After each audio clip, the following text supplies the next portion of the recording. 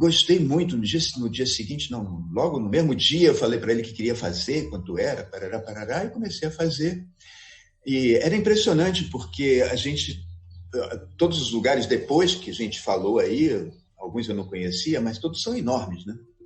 E lá era mínimo, era uma saleta muito pequena. E o Joe era mágico ali dentro daquela sala, cabia meia dúzia de pessoas assim, treinando e tal. E foi muito bom lá. Bem, primeira coisa que me aconteceu assim quando eu comecei a treinar Kenpo foi que eu comecei a reestruturar meu corpo todo, né? Isso eu acho uma coisa fantástica do Kenpo, que é assim, você volta para trás e refaz o teu caminho evolutivo, né? Criança, por exemplo, eu trabalhei muito com criança, muitas vezes a criança não sabe distinguir B e D. Ela escreve o B, que é um tracinho com uma bolinha na direita, o D, que é uma bolinha na esquerda, a criança não consegue fazer. Aí mandam ela para a fonoaudióloga faz o seguinte, pega a criança e fala, vamos rastejar. A criança fica rastejando no chão, engatinhando, e ela vai reestruturando as cadeias musculares todas, né? Ela vai reaprendendo, e ela aprende direita e esquerda assim. Então eu sinto que isso aconteceu comigo assim no Kenpo, principalmente, né? Foi uma coisa assim de refazer todo o meu condicionamento corporal, né?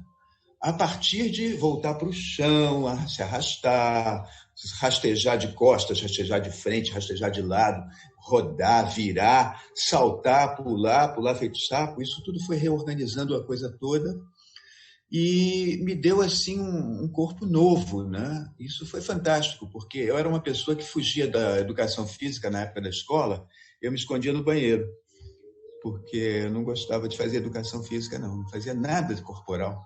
Eu ficava escondido no banheiro para passar, depois eu aparecia por lá, fingia que eu não era daquela turma e tal. E aí, aquilo realmente me deu uma coisa muito nova. Os treinos na natureza, por exemplo, foram fantásticos. Isso ficou para mim a vida inteira, né? A gente treinava na Serra dos Órgãos, no Parque Nacional, treinava na praia, treinava na floresta. Isso foi incrível, né? Assim, ficou para sempre para mim, porque independente da forma do Kenpo, né? A partir daí, a minha vida inteira, eu busquei lugares de natureza para morar, né? Eu morei primeiro em tudo que era cidade em volta do Rio de Janeiro e tal, depois fui morando mais longe e sempre buscando natureza, né? Então, assim, o que ficou para mim foram duas coisas. Primeiro, a reestruturação total do corpo, que me fez, inclusive, ter facilidade de aprender um monte de outras técnicas. Eu nunca aprendi nada profundamente, tá? Eu gostava assim muito de pegar uma coisa, outra, e ir juntando aquilo tudo, fazendo uma síntese minha, né? Então, muitas vezes, assim, eu aprendia coisas muito rápido. Uma certa época eu estava numa escola sufi que trabalhava com danças, eram danças cantadas e tal. Rapidamente eu aprendi aquelas danças, rapidamente eu comecei a dar aula do Rio de Janeiro, porque não existia no Brasil, né? Quer dizer, eu comecei a dar aula no Rio de Janeiro e comecei a fazer um grupo. Daqui a pouco a gente tinha um grupo no Parque Lage, assim, que era aberto, livre, que tinha 100 pessoas às vezes. Isso tudo assim foi por causa do que o Kenpo fez, né? O Kenpo reestruturou a minha capacidade de aprender as coisas. Com o Tai Chi foi a mesma coisa, eu aprendi bem rápido. Nunca me tornei muito bom, não, mas eu aprendi bem rápido, né? Então, eu acho que essas duas coisas foram as que marcavam mais. A possibilidade de recuperar meu corpo e saber usar ele de várias maneiras, né? E a vontade de ir para a natureza, né? Um certo momento da minha vida, depois que eu já tinha visto tudo que eu já tinha feito até um certo momento, eu pensei assim, acho que meu lema na vida é ou mato ou morro. Ou fujo para o mato ou fujo para o morro, porque foi isso que eu fiz a vida inteira, né? Agora eu estou morando em Carmo da Cachoeira, que é um lugar bem roça mesmo, e estou trabalhando com um grupo chamado Fraternidade, Federação Humanitária Internacional. A gente trabalha com refugiados. Em Roraima tem muitos refugiados da Venezuela, da etnia Warao, e a gente trabalha com esse grupo, né? São índios venezuelanos no Brasil, em Roraima, e a gente trabalha com esse pessoal. Então, assim, eles perderam tudo, né? Perderam o país, a língua, perderam... Não tem mais nada. Estão lá no abrigo de refugiados. Então, assim, essa adaptabilidade que o Kenpo me deu, e depois, em cima do Kenpo, outros tipos de dança, arte, movimento, canto e tal, isso permitiu perceber que esse pessoal refugiado, que de repente tem que se refazer, reconstruir sua vida, é uma coisa muito parecida com o que aconteceu com o Kenpo. Assim, é uma coisa assim de você apagar digamos, a formação social da pessoa e mostrar para ela o biológico, o essencial, sabe? Aquilo que ela tem de mais interno e redesenvolver uma nova vida a partir desse mais interno. Quer dizer, toda a construção social que foi a vida da pessoa ruiu, né? Ela é uma refugiada no outro país contra a língua, contra a cultura. E, no entanto, assim, o que a gente tem assim para passar para essa pessoa, primeiro é uma empatia, né? Uma coisa humana, assim, de estar do lado dela, estar junto com ela, e depois de tentar passar essa coisa de, bom, lá no essencial nós somos todos iguais e a gente pode reconstruir a nossa vida a partir do zero. Então, acho que foi isso mais ou menos o que ficou do Kenpo para mim, fazendo uma síntese hoje, claro, né? Um monte de anos depois, 50 anos depois, né? Não pensei em nada disso assim ao longo do tempo. Mas hoje eu vejo, assim, pelo trabalho com os refugiados, né? Como que é importante essa coisa da gente voltar para o corpo, voltar para o essencial, voltar para o nosso ser mais interno, né? Porque às vezes a gente precisa disso, né? A gente precisa de se reconstruir. Então, eu acho que isso foi o que eu ganhei de presente do Joe, assim. Eu sinto que o Joe, assim, num certo momento, eu pensei assim, eu acho que o Joe mudou minha vida. E depois eu pensei, não, o Joe não mudou a minha vida. Ele me permitiu, me facilitou reconstruir o caminho que seria o meu caminho mesmo de verdade, que nessa vida eu vim para fazer. E que estava meio que tapado pelo condicionamento social, assim, do meu tempo, da minha sociedade, da minha coisa.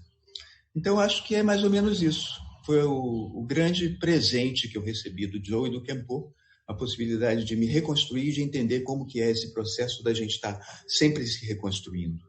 Acho que tá bom, não sei quantos minutos passaram, mas acho que sim. Ainda tem uns minutinhos. Eu vou aproveitar para te perguntar um evento durante a época que vem à sua memória. Aconteceu isso naquele momento.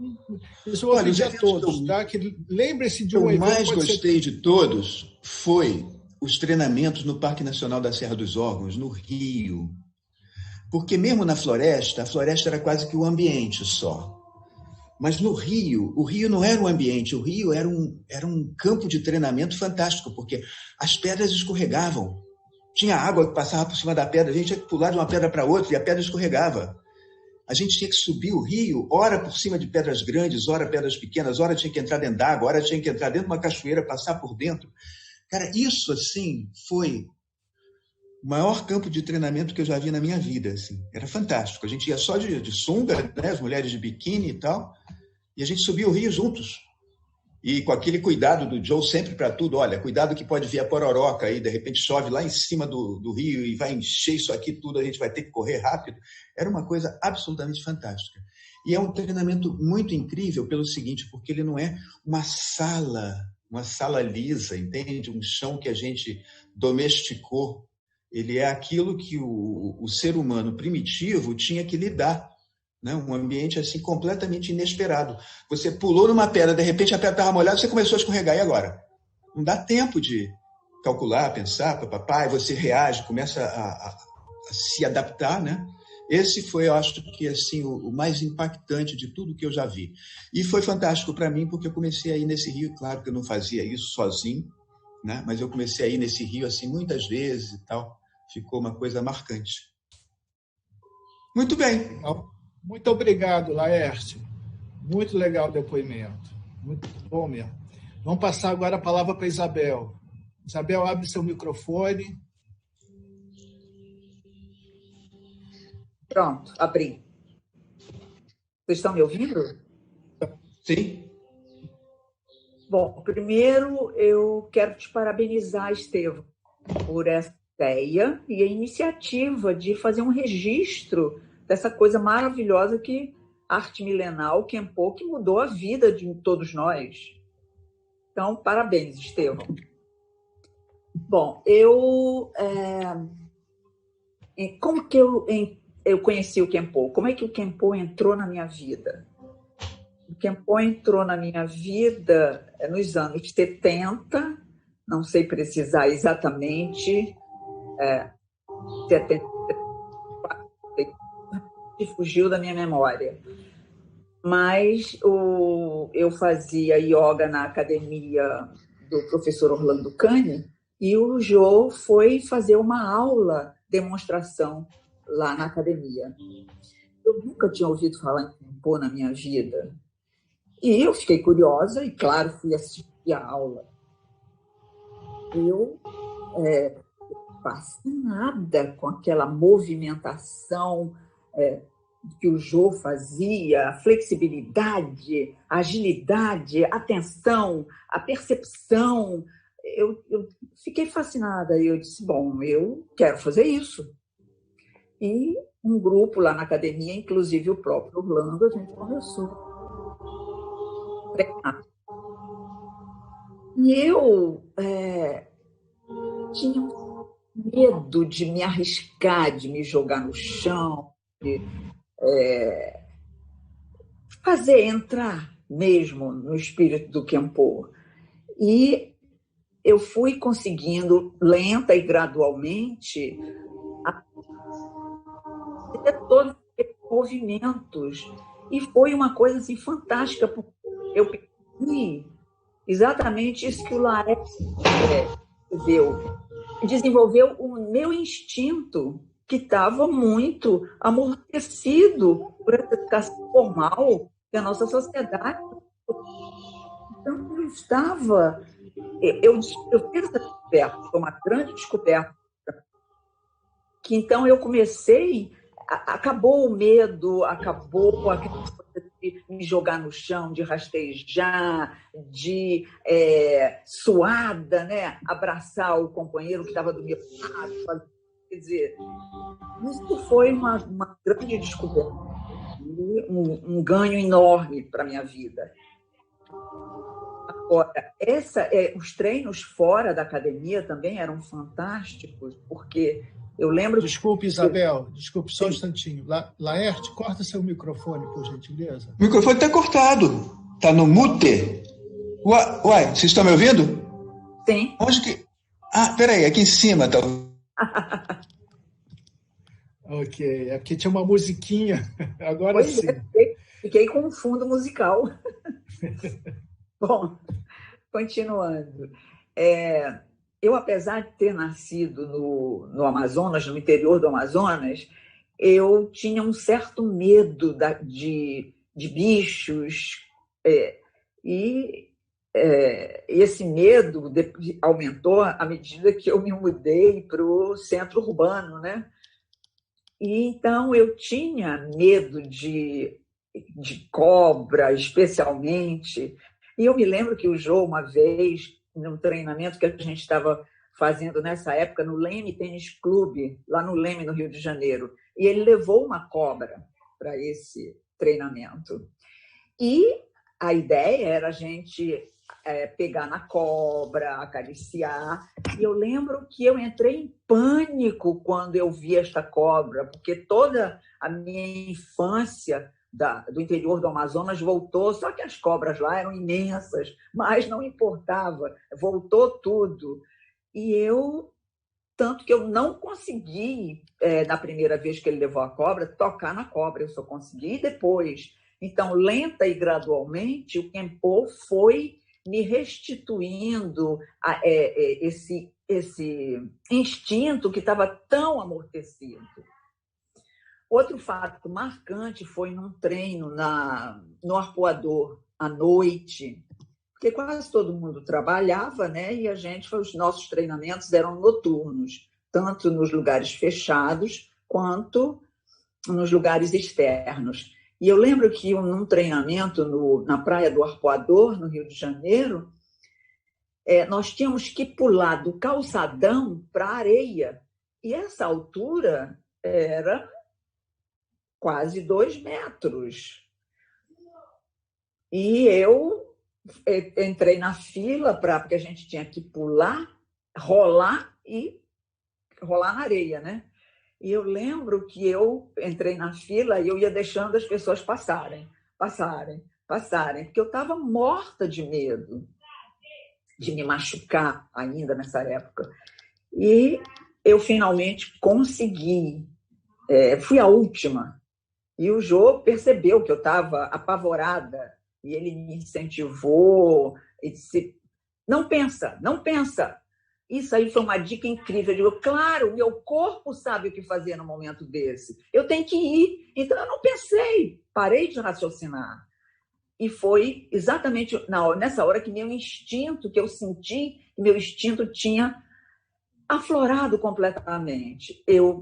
Tanto que eu saltei, rolei na areia e fui aplaudida pelos meus amigos, que todo mundo estava percebendo que eu estava morta de medo. Essa foi um evento assim incrível. Outra coisa incrível que eu tive a chance de fazer é que o Orlando, como aluno também, ele levava a gente para treinamentos em Cachoeira de Macacu, onde ele tinha uma casa.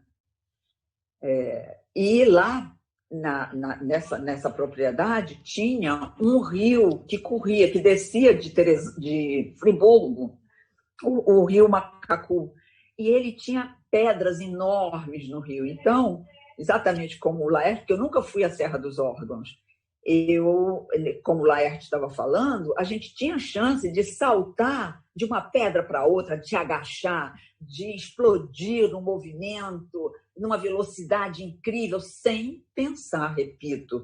Nessa hora nós éramos puro instinto, éramos animais que afloravam e a gente fazia o macaco, a gente fazia a garça, pulava de uma pedra para outra e caía na garça, na postura da garça. Olha, uma oportunidade maravilhosa que eu tive durante anos.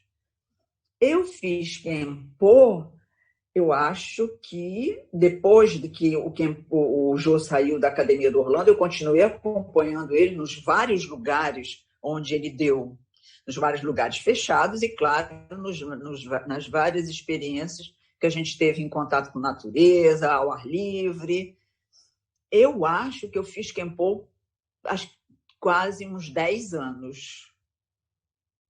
Depois o Jô parou, foi embora, né? E a gente não se encontrou.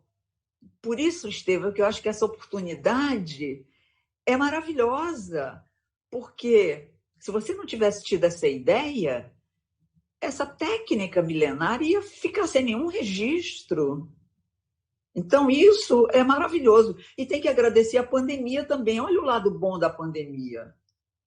Porque se não fosse a pandemia, nós não estaríamos aqui reunidos, falando e registrando essa coisa maravilhosa que é o Kenpo, que mudou a vida da gente. E eu não sei quanto tempo eu falei, se ainda tem alguma coisa. Tenho 2 minutinhos. 2 minutinhos.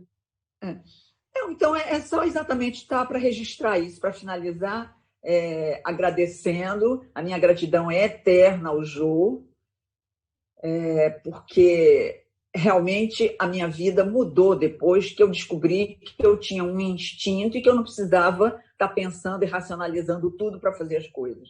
Porque o corpo da gente tem essa capacidade fantástica de se autocurar, de fazer as coisas. Porque existe um sagrado aqui dentro da gente que nos proporciona, que nos faz viver isso. Eu, inclusive, eu aprendi, foi uma das coisas que eu aprendi e que brotaram naturalmente. Eu não me machuco quando eu caio, porque meu corpo está sempre me dizendo, sem que eu entre no mental, que eu tenho que cair nessa ou naquele animal, porque é a postura ideal para eu não me machucar. Isso é um legado maravilhoso para a vida toda. Obrigado, Isabel. Que maravilha de depoimento. Bom, acho que chegou a minha vez. Eu comecei quase que precisamente em 1972. Então, Isabel corta o microfone. Toda vez que a gente acabar, vamos pegando esse hábito de cortar o microfone, né? Eu comecei em 1972, tinha feito jiu-jitsu muitos anos. Depois, foi quando eu entrei na capoeira, que um amigo meu da capoeira, que conhecia o Eduardo, aliás, é interessante, o Eduardo hoje em dia é professor de Tai Chi.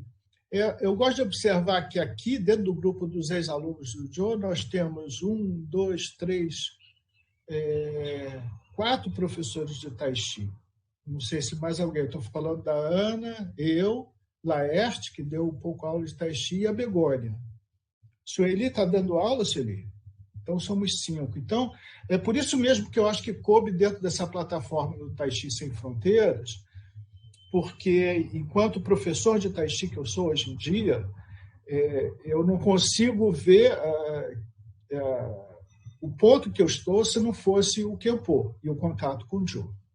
Acho que o meu Tai Chi tem muito da influência do Joe, em vários aspectos, mas principalmente nos internos. Não externamente, você olha o Tai Chi, olha o Kempo, de repente você não pode encontrar nenhuma ligação entre as duas coisas, mas com relação aos aspectos internos, ele foi um grande mestre para mim, porque foi o primeiro justamente que me despertou para a noção do Ti, da energia, dentro da movimentação. Eu estava vindo da capoeira, e aí eu vou até citar um dos eventos, né, que foi esse,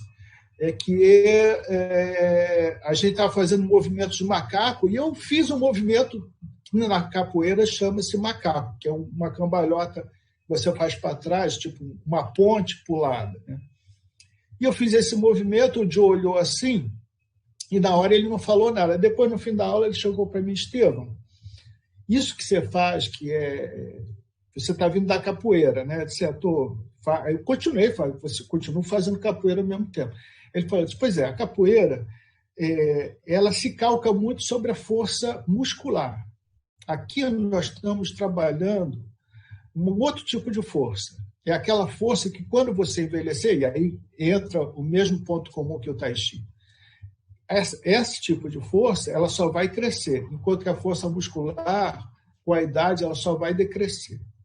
Então, é outra coisa que nós estamos procurando aqui. É preciso que você perceba isso. Tá? Luta para entender isso.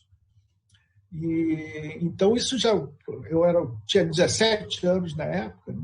Isso para mim era uma... O que o cara está falando? Né? Eu comecei várias coisas que o Joe falava na aula, e como ele mostrava, e como ele fisicamente demonstrava para a gente o que ele falava, né? Aquilo me afetou muito, e eu disse: puxa, que coisa legal. E aí foi quando realmente eu acabei deixando a capoeira para trás e me dediquei totalmente ao Kempo. Isso foi em 72, e aí eu comecei já dentro da academia lá do Orlando Canho.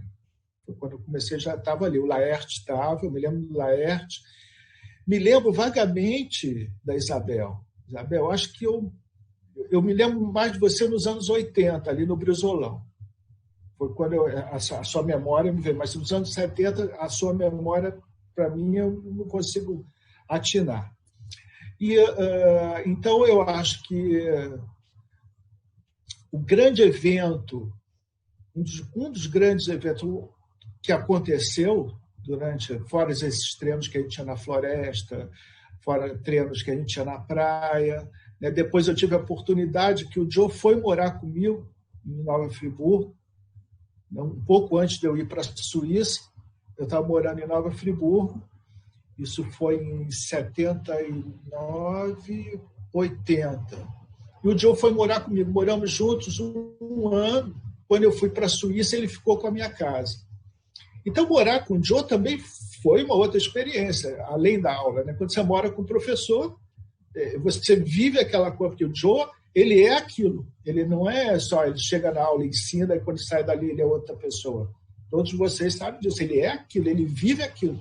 Então, você morar com uma pessoa que nem o Joe, e o Cécio teve essa experiência também, né? Acho que daqui somos os dois que moramos com o Joe há algum tempo, né? Você começa a ver o Kempo 24 horas por dia. Como isso acontece? Né? Então é aquela coisa, você está fazendo uma coisa aqui, de repente ele pula em cima de você, ele joga uma coisa em cima de você, né? Às vezes eu e o Sérgio, né, a gente falava que de repente ele aparecia na cozinha, ele estava lavando a louça, e ele aparecia bem em silêncio, chegava atrás da gente. Essa vivência do Kempo em tempo integral foi muito forte para mim. E então eu treinei com ele de 72 até 79, até 76, mais ou menos. Em 79 ele veio morar comigo. Em 80 eu fui para a Suíça, voltei em 83 com a Begônia. Aí o Sérgio já tinha começado, né, Sérgio? Foi quando eu entrei com a Begônia em 83. Né? E a gente continuou com ele, acho que até 86, 89. Morando em Petrópolis, a gente descia, né, Begônia? A gente vinha fazer com ele, acho que pelo menos uma vez por semana, ou uma vez de 2 em 2 semanas.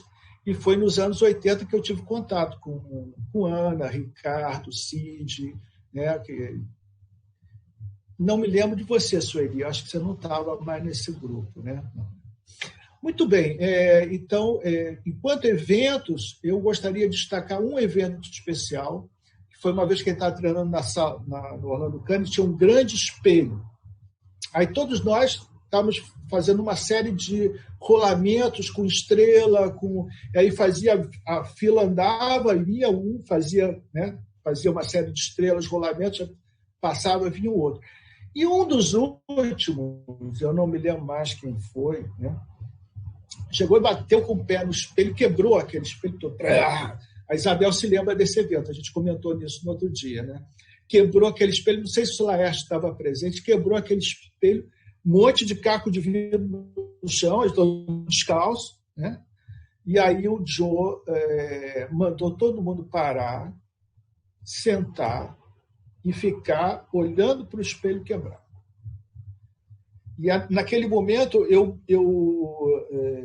que eu acho que, na verdade, para mim, o Joe, além de um grande professor em termos da parte física, né, eu acho que foi o melhor professor de Zen budismo que eu já tive. Ele é totalmente Zen. Né? Então, aquela coisa de você olhar para uma coisa que aconteceu e perceber que aquela coisa não aconteceu isoladamente do todo. Né? Aquilo tinha acontecido não porque um aluno bateu com o pé no espelho, mas porque todos, de certa maneira, não participaram da atenção da situação. E, para finalizar os meus 10 minutos que já venceram, aliás, estão vencendo agora, uma coisa que foi muito importante foi o contato com o chão. Eu vinha do jiu-jitsu, tinha feito judô, e essa relação com o chão. Uma vez o Joe virou para mim e disse: você tem que ter carinho com o chão, senão ele não vai ter carinho com você. Ou seja, quando você cair, não cai duro, cai como se você estivesse indo em direção a alguém.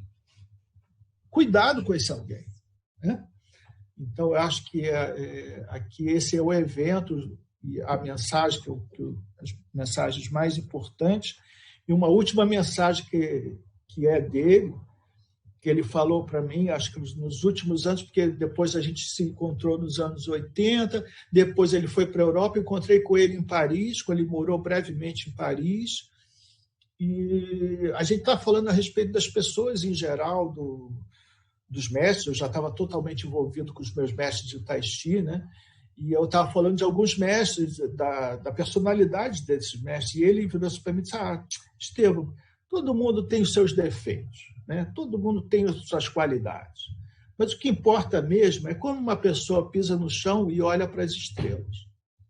E eu acho que isso foi assim, tipo, a frase quase que foi uma despedida, porque depois a gente nunca mais se encontrou pessoalmente, né?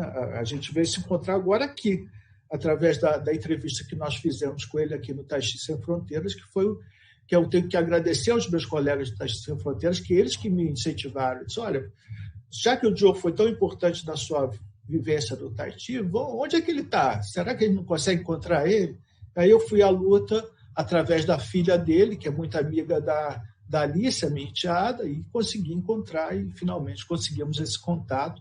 E a partir desse contato surgiu essa reunião aqui dos ex-alunos, que eu achei que foi uma coisa Muito boa, está vendo todo mundo aqui, muito legal. Então, agora eu vou passar a minha palavra para a Sueli, que eu acho que... Okay. Microfone, Sueli. Oi, gente. Bom dia, prazer conhecer todos. E um abraço para o Jô, bem grande, de coração. E obrigado, Estevão, pelo convite. E foi uma grande surpresa, né? E fiquei muito contente de ter visto o Jô naquele encontro que você fez. E assim, o Jô, ele entrou na minha vida, eu morava em Goiânia, sou de Goiás, né? Sou goiana. E em 72 eu encontrei uma revista que tinha uma reportagem sobre o Jô, né? E eu fiquei muito fascinada, era uma revista muito bonita, e tinha ele subindo nas paredes, né? E aquilo me encantou muito, assim, fiquei muito impressionada. Quando eu vim morar no Rio, eu fui ter aula com a Gelviana, de expressão corporal, lá no prédio do IBEU, na Tatiana Descova. E um certo dia, eu estava esperando a aula e eu vi uma pessoa sentada, né? E fiquei muito impressionada, era o Jô.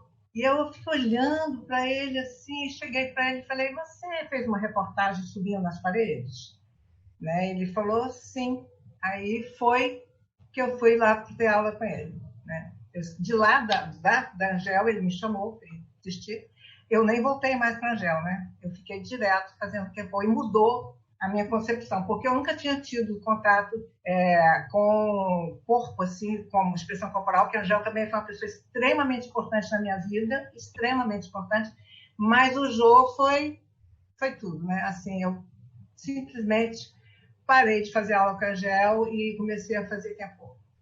E foi muito impressionante. E eu acho que o Jô, principalmente, ele me ensinou a ter gentileza, em primeiro lugar, comigo, com os objetos, com as pessoas, né?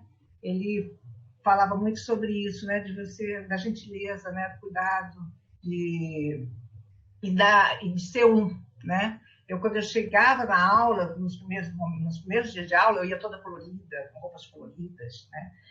E ele começou aqui tem um uniforme, né? A gente é né? E isso foi muito importante, né? Eu comecei a me disciplinar melhor. Eu comecei a ter uma noção de disciplina muito grande, né? Que a arte marcial tem, né? E foi muito, muito, muito importante no meu caminhar, toda a minha vida.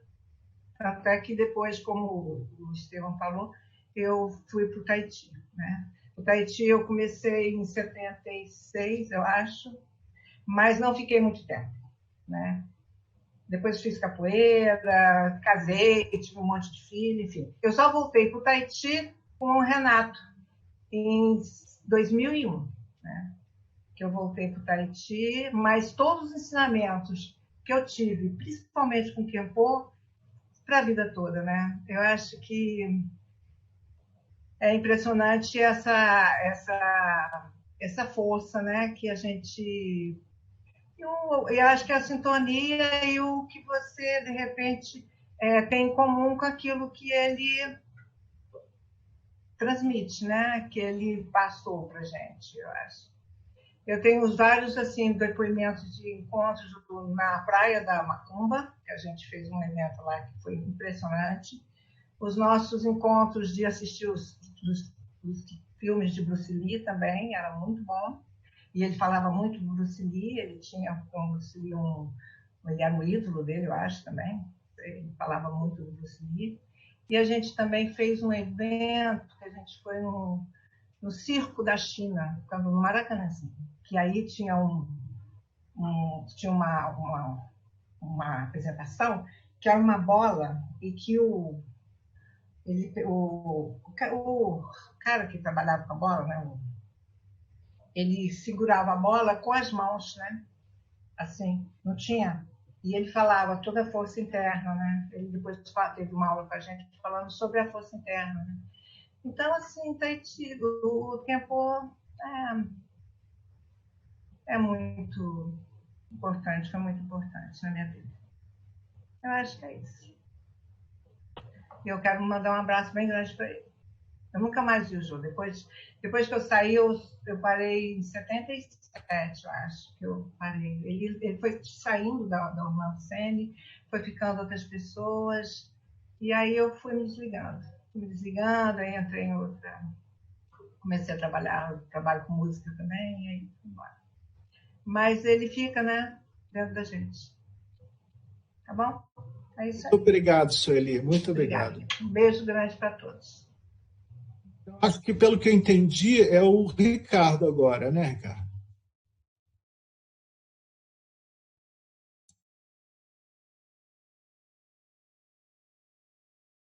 Pronto, estão me ouvindo? Então, o som tá bom? Estevão, tá me ouvindo, não? Vocês estão me ouvindo? Estou te ouvindo, Ricardo. Você não está me vendo, não? Eu estou aqui. Estou fazendo. Não, porque não cabe todo mundo na tela. Ah, tá ok. Não, o seu som está alto e claro. Tranquilo. Então tá bom, vamos lá. Então, quando eu comecei a educação física em 81, aí eu estava no Orlando, o Orlando falou, ó, tem um rapaz chegando aí, ele viajou, então ele está voltando, e ele está voltando com o Kenpo. Aí ele fez uma apresentação para a gente, acho que a Isabel estava nesse dia também, mas foi em 81. Aí o Orlando falou, ó, você que está começando a educação física, é bom você fazer. Eu falei, pode botar meu nome. Isso foi em, acho que setembro de 81. Aí a gente entrou na turma, o Orlando fazia aula também. Depois o Orlando falou, e ele veio com uma parte muito de chão também, de joelhos. Aí o Orlando falou, meu joelho não aguenta mais. E aí ele saiu um pouquinho. A gente acha que fez uns 2 anos no Orlando. Depois a gente passou para outros lugares. E a gente foi até eu anotei aqui um lugar que a gente treinou que era muito legal, era no prédio da Uni, Botafogo, uma casa enorme, a gente treinou numa sala lá em cima, lembra, Isabel? Aí a gente o lugar era horrível, a gente limpou a sala toda, a gente treinou no Leme, no Centro de Arte do Tempo, a gente treinava muito na praia, e aqui em Ipanema também, no final do Alberto Campos, lá em cima os treinos lá também eram fantásticos, era o último treino do dia, então era um silêncio, tinha um céu enorme, e foi fundamental, porque quando eu comecei a treinar, eu já fazia yoga, comecei a fazer yoga também, e o Joe tinha uma movimentação assim que incrível, e tanto, não é só a movimentação, ele tinha uma mente, o ato dele falar é fantástico, ele explicava as coisas, a gente no grupo nosso, a gente nunca viajou, nunca foi assim para o mato, para as florestas, mas ele levava a gente fazer uns treinos na praia à noite, com frio, com chuva. E depois, o Cid vai lembrar também, a gente montou um grupo, era só eu, o Cid e o Joe. E a gente fazia uns treinos mais fortes terça e quinta. E aí botamos umas roupas de ninja, botou aquela máscara. Foi incrível, porque a gente fazia uns treinamentos com bastão, com estrela. Pô, era duro, era puxado pra caramba. E também foi mais um ponto que a gente subiu. E eu treinei com o Joe de 81 a 87, por aí. Mas foram 7 anos a 1000, entendeu? Porque eu treinava com ele nos dias e treinava depois nesse outro grupo. E como eu tinha fisicamente uma certa habilidade, ele exigia um pouco mais, né? E quando a gente passou para o grupo... eu e o Cid, a gente treinava mais ainda. Então, eu evoluí muito nessa parte física e dentro do que o Estevão perguntou, eu uso o Kenpo até hoje para abrir porta, para sentar, para levantar, para uma coisa que a gente treinava muito era olho aberto, olho fechado. Então, toda vez que eu vou apagar uma lâmpada, eu fecho os olhos 1 segundo antes e depois que a lâmpada apaga, eu abro os olhos. E a gente treinava muito isso de aprimorar a visão para o ambiente que entra, para o ambiente que sai. E, enfim, eu escrevi muito, eu procurei, até agora, era 5:10, eu estava procurando um vídeo, que eu queria até botar aqui para vocês. A gente fez uma reportagem para a TV e a gente foi filmar lá na praia, numa pedra. Acho que foi a saída da Macumba, na prainha, uma coisa assim. E aí... fizeram um buraco, foi uma experiência muito interessante também, aflitiva. Fizeram um buraco E o Joe falou, você entra ali, fica ali um pouco e depois você sai. Botaram uma lona por cima e me enterrou ali embaixo. Ainda bem que eu não tinha nenhuma trauma, mas eu fiquei ali embaixo enterrado uma eternidade, acho que durou uns 2 minutos. E quando eu saí, era um vento com uma areia que batia no olho. E eu fazia a cobra e o Joe fazia o pássaro. E eu tinha isso filmado, tenho ainda num DVD, mas como eu mudei faz um tempo, eu joguei tudo dentro de umas caixas, até 5 para as 10 eu estava procurando, mas não achei de jeito nenhum. Porque depois era tudo isso em vídeo, depois eu passei por umas outras fitas, depois eu passei por um DVD, mas está aqui em algum lugar. A gente também, lá no Centro de Arte do Tempo, a gente fez uma reportagem. Uma época a gente treinava com as madeiras. Enfim, era muito intenso. E tinha uma turma fantástica no Orlando, depois uma turma fantástica no Centro de Arte do Tempo, no Centro de Arte do Tempo. No Copa Leme também, a gente treinou lá na ladeira do Leme.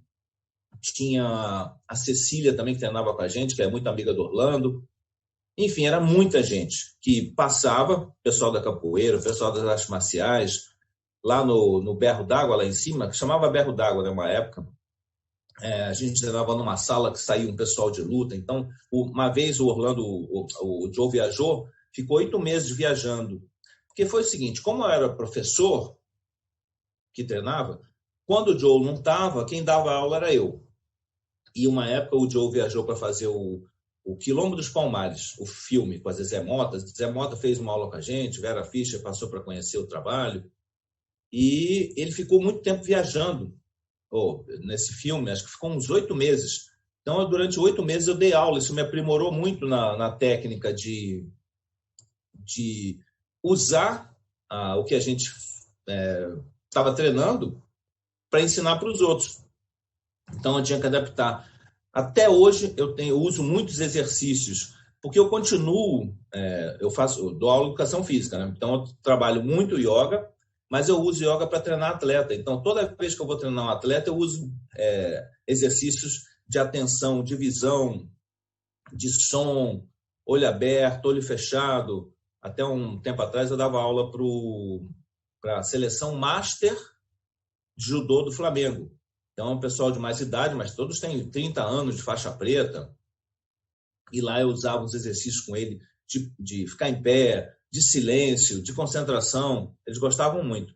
Mas depois parou por essas razões todas. E fiz até umas anotações.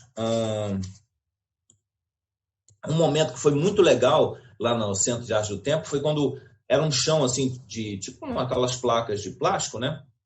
E um dia a gente jogou água ali e um sabão. E a gente escorregava, botava o pé na parede, dava um impulso assim, corria para um lado, corria para o outro. Foi tipo brincadeira de criança.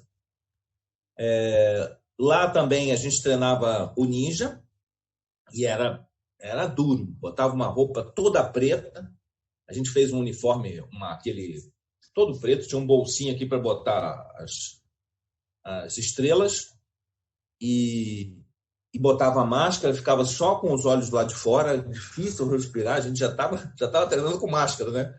Era difícil de respirar, às vezes eu sentia como se meu rosto estivesse assim, mudando. E, enfim, eu tinha 20 e poucos anos, né? Então foi muito legal, muito legal. O Joe tem uma sabedoria, porque ele tem muita experiência, ele viu muita coisa. Igual a ele, eu nunca vi. Olha que eu já vi muita gente. Depois assisti muita coisa. Eu conheci, né, muito pessoal do karatê, do jiu-jitsu. Só que, entendeu? O Rickson Grace, que foi um aluno do Orlando também, um lutador, mas uma coisa é você lutar e uma outra coisa é você ter um instinto de sobrevivência, de lutar pela sobrevivência. Então, o Joe tinha o olho dele parecia um raio às vezes. Muito, muito lúcido, muito, assim, muito apaixonante com a lucidez. O Joe tinha tem uma lucidez mental incrível, incrível. E ele tem muito estudo, ele estudou muito, pesquisou muito sobre o assunto. Enfim, foram esses 6 anos, 7 anos que valeram por 10, 14. embora a gente não tenha ido para a floresta, mas a gente fez muito treino na praia, no arpoador, e saltava de lá. Quando a gente na terça e quinta ia para a praia. Eu, ele e Cid. Às vezes ia só eu e ele. E eu dava, sei lá, 40, 50 saltos por noite naquilo ali. Então, aprimorou muito a minha habilidade física, que me ajudou muito para as aulas, me ajudou muito para a educação física. Continuo levando, como eu falei, até hoje, para sentar, para abrir porta, para som. Não sento em restaurante, bar, qualquer lugar que eu sento, jamais eu sento de costas para o nada. Não dá, eu não consigo sentar, quer dizer, eu não consigo, eu consigo, mas eu não sento de costas para o nada. Sempre sento virado, mais ou menos com a visão do ambiente. Que é de você estar que nem um gato, né? Tá meio atento.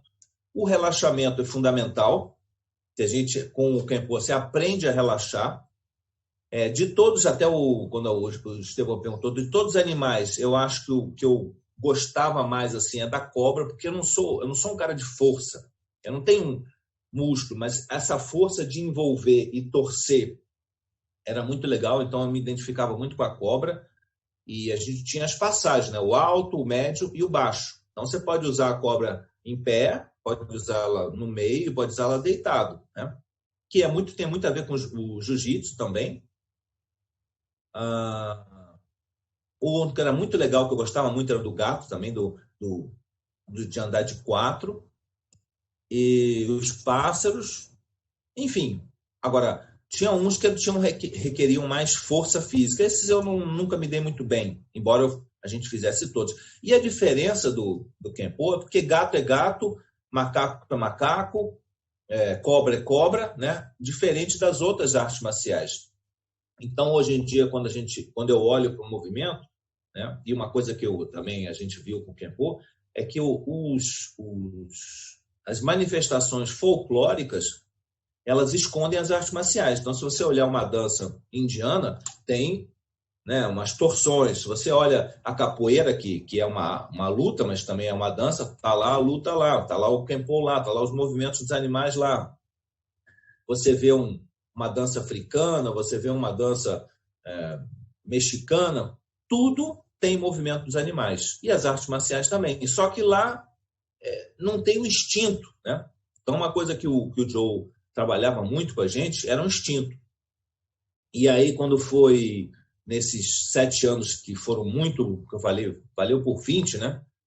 Quando chegou em 87, eu também me machuquei, tive que fazer uma cirurgia, e acho que quando chegou no final de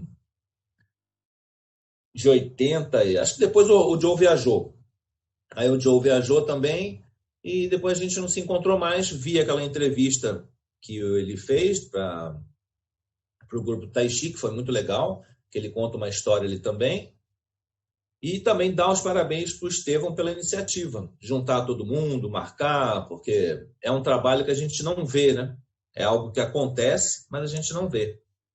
E o que mais? Mais uma pergunta? Mais alguma coisa?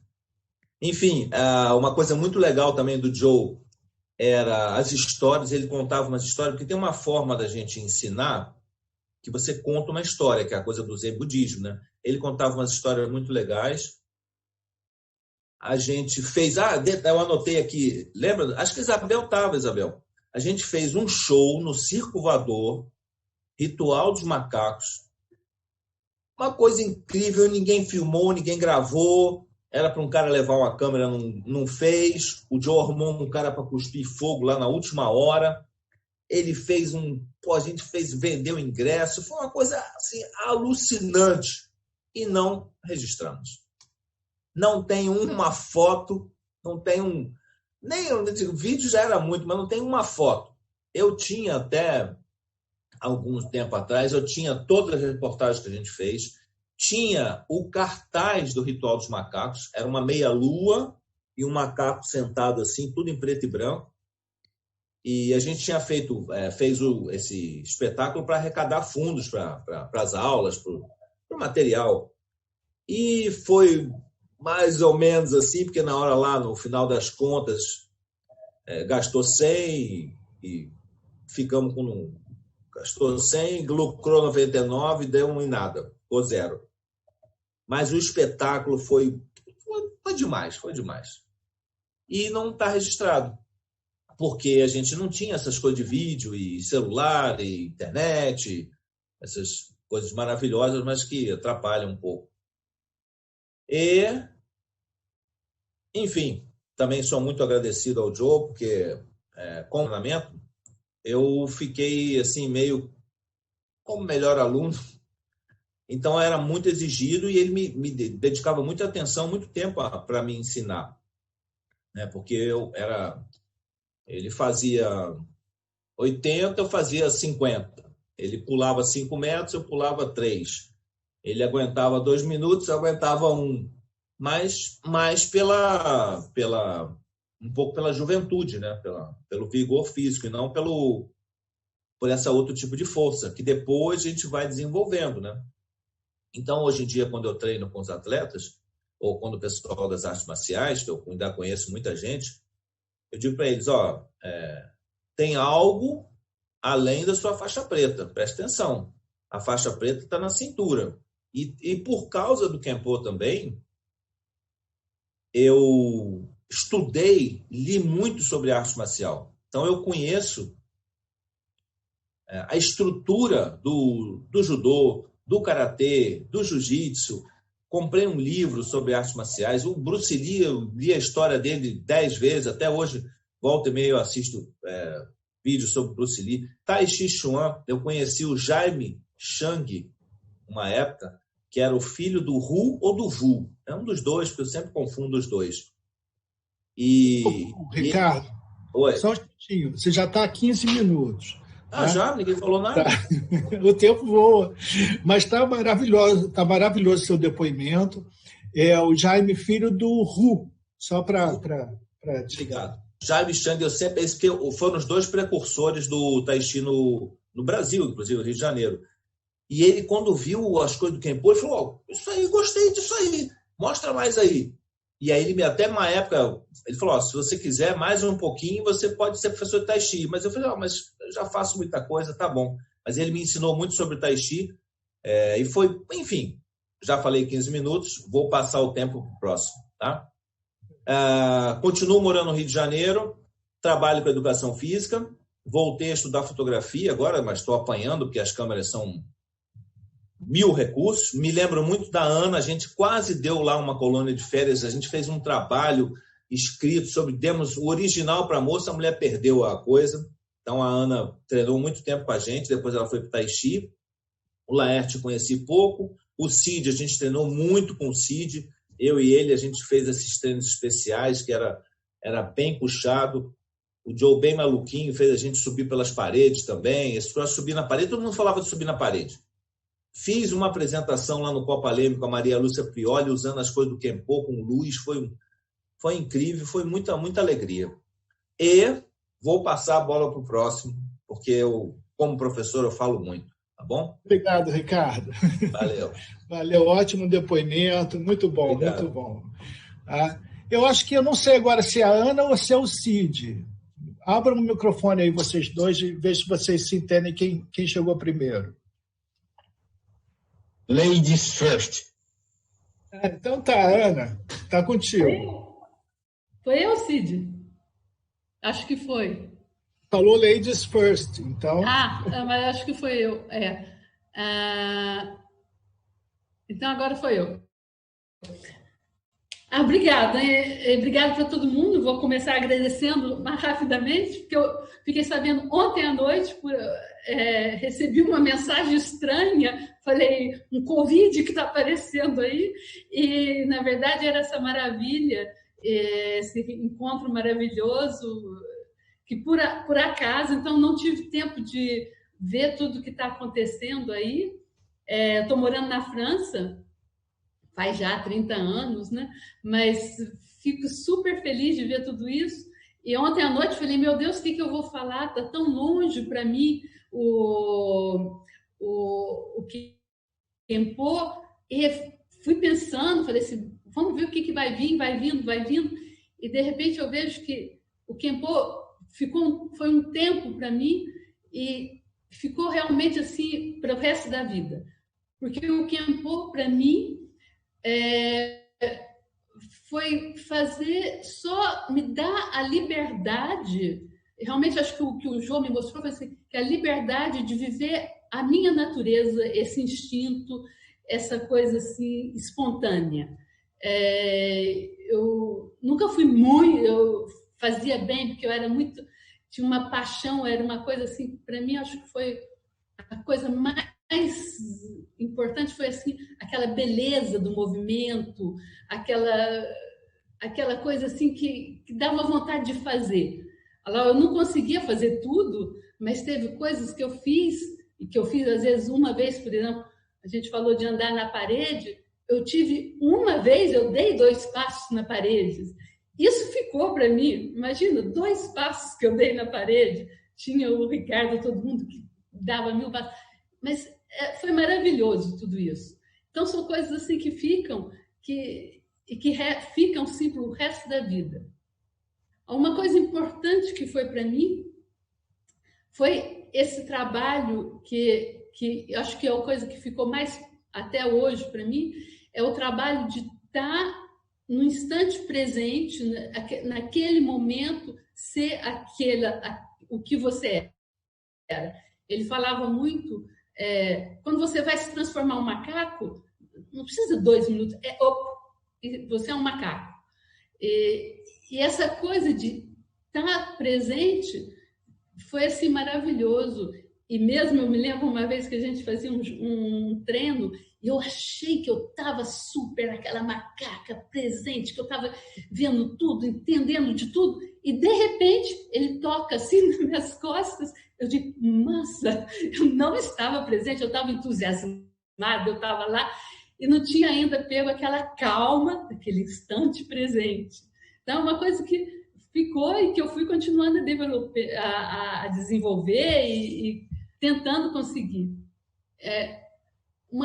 Uma coisa que foi muito importante para mim também é que ele tinha uma didática muito boa e eu aprendi muito isso. Eu vejo até hoje, quando eu ensino, eu sou professora de Tahiti, de Tikunga, aqui faz 30 anos também, e é uma coisa que ficou e que me ajudou muito. Eu me lembro, ele mostrava uma vez e falava, pronto, a gente falava, como? Mostra de novo. Ele, não, tem que aprender a ver.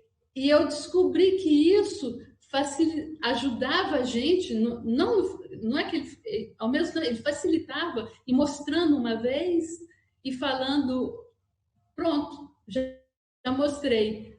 Aí a gente tinha que, onde é que eu vi, o que eu vi, e trabalhar esse estar presente de uma vez. É uma coisa que eu faço às vezes com meus alunos, eu mostro, deixo eles desenvolverem, deixo eles descobrirem um pouco, né? O que eles precisam fazer.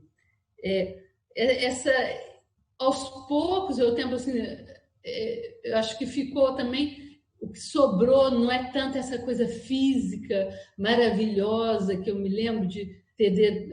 Me lembro quando a gente trabalhou na praia, tudo isso. Me lembro de ter dado saltos que eu nunca mais fiz, nem tentei fazer, mas o que ficou foi realmente essa força de estar presente, de estar na calma e de estar com o coração aberto.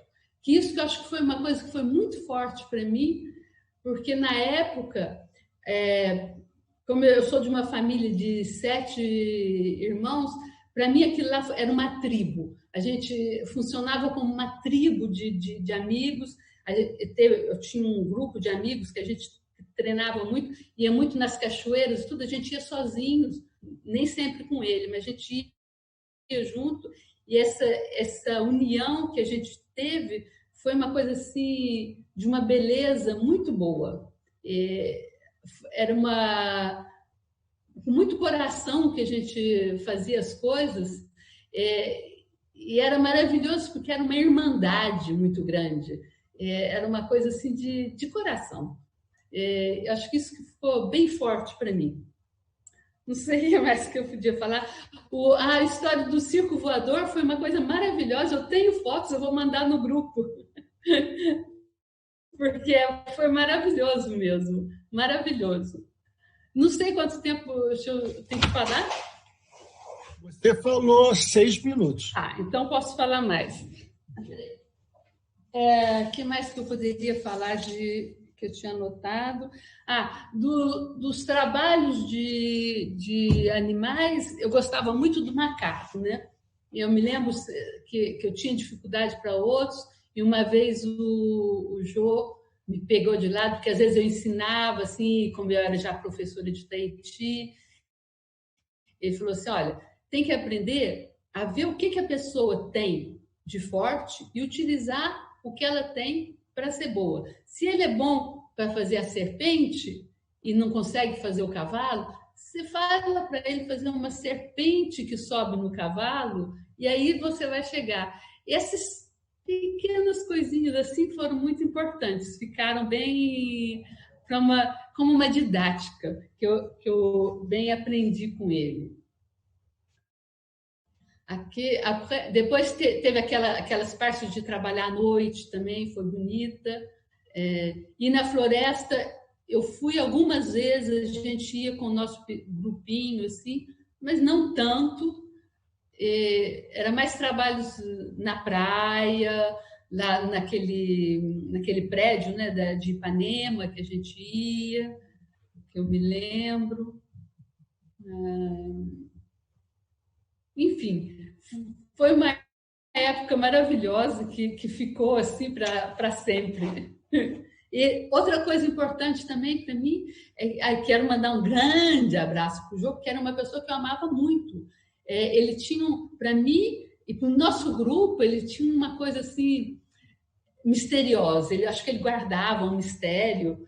Eu me lembro que eu tinha uma relação mais ou menos próxima com ele. Me lembro que eu chegava mesmo a pagar o meu trabalho com costura, porque eu fazia costura. Não tinha muito dinheiro na época. Eu me lembro de fazer uma roupa para ele, cor de laranja, com um fiozinho bordô, não sei o que lá. Ele era bem vaidoso. Era esse lado assim humano, era um lado assim que me apaixonava muito.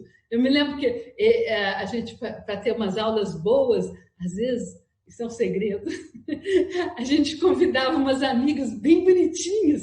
Uau, a aula aquele dia era maravilhosa, porque ele era bem vaidoso, ele gostava de dar as coisas para ele. Mas era realmente maravilhoso. Ele tinha essa coisa de levar a gente nessa coisa de grupo, de amizade, e eu acho que isso ficou realmente para a vida inteira. Realmente é uma coisa maravilhosa.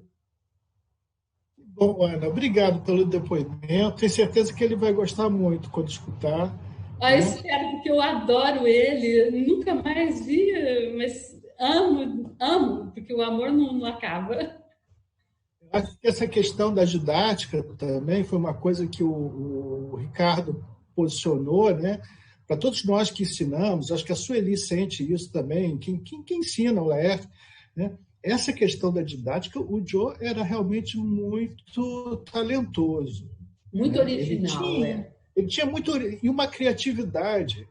Eu, pessoalmente, eu vou falar aqui para vocês, eu nunca encarei muito o Kenpo como... Estou aproveitando seus 2 minutos finais, tá, Ana? Eu nunca encarei muito o Kenpo como arte marcial, porque eu vinha do jiu-jitsu, vinha da capoeira. O que me encantava naquilo era a movimentação, a arte da movimentação e do instinto, né? Conforme todos aqui falaram, como ele aguçou o nosso instinto através dessa questão mesmo, de nos despertar para o momento.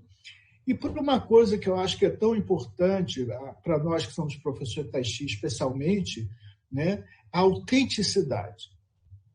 Você pode até imitar uma movimentação, mas enquanto você não tiver, aquela movimentação não for sua, você não se apropriar, isso o Joe ensinava a gente. Isso ele ensinou. Ele não deixava a gente ficar imitando o animal. Você tem que ser o animal. Não adianta você estar fazendo teatro, ele usava muito essa palavra, circense, ficar fazendo acrobacia, né? Ele queria uma autenticidade das pessoas. Acho que isso foi muito legal. Obrigado, Ana, pelo seu depoimento. Você quer acrescentar mais alguma coisa para finalizar? Não, eu acho que é isso mesmo, que foi o mais importante, foi esse trabalho de fraternidade e esse trabalho dessa consciência do instante, desse momento de ser o verdadeiro. E acho que quando não é verdadeiro, a gente está nessa beleza do movimento, está nesse coração aberto. Como, não sei quem que falou, essa pandemia é maravilhosa, isso está unindo a gente de novo. Obrigada. Obrigado, querido. Vou passar a palavra agora para o Cid. Cid, seja bem-vindo, meu querido. A gente está te vendo meio na penumbra. O seu jardim é que está muito bonito atrás. A gente só vê a sua silhueta. Abre seu microfone, Cid. Vamos ver se pronto, abri. Eu posso mudar, girar isso aqui. Vamos ver se melhora. Já que eu estava para a rua. Aqui talvez seja melhor. Para dentro. Agora melhorou, né? Ah, bem melhor. Isso, perfeito. Devia ter feito antes. Bom, primeiro eu quero agradecer essa oportunidade de reencontrar todo mundo. Fiquei muito feliz com isso. Foi uma maravilha ver e ouvir, até porque eu estou falando depois, a experiência de cada um. Aí o Laerte falou um pedaço, o outro falou de outro ponto de vista, o Ricardo, que a gente treinou muito junto, a Ana. Eu não tenho mais nada para dizer, porque vocês resumiram tudo o que aconteceu comigo, entendeu? Mesmo assim, eu vou fazer um pequeno resumo rápido, eu não vou falar muito, não, do que eu aprendi, do que eu percebi do que é o Kempo, que, aliás, é uma coisa muito complexa você saber isso, o que é o Kempo mesmo. O Laerte falou plenamente, o jogo é todo misterioso, ninguém sabe de onde isso veio. Eu não ia nem fazer depoimento algum, que se era para ter a memória, perguntava para ele sabe mais do que a gente, hein? Eu ia fazer 3 perguntas só. Mas não deixo, talvez ele responda outra vez. Simples, a pergunta era, com quem você aprendeu essa técnica, a dos animais, não as outras, que a gente aprendeu várias outras técnicas. Aonde, quando e como? Que é um pouco o que a gente está fazendo. Bom, essa pergunta fica. Eu comecei a fazer o Kempo nos anos 80. Devia ser 82, 83. Ele tinha saído do Orlando, estava na academia do Paulo Salles Guerra, no Leblon.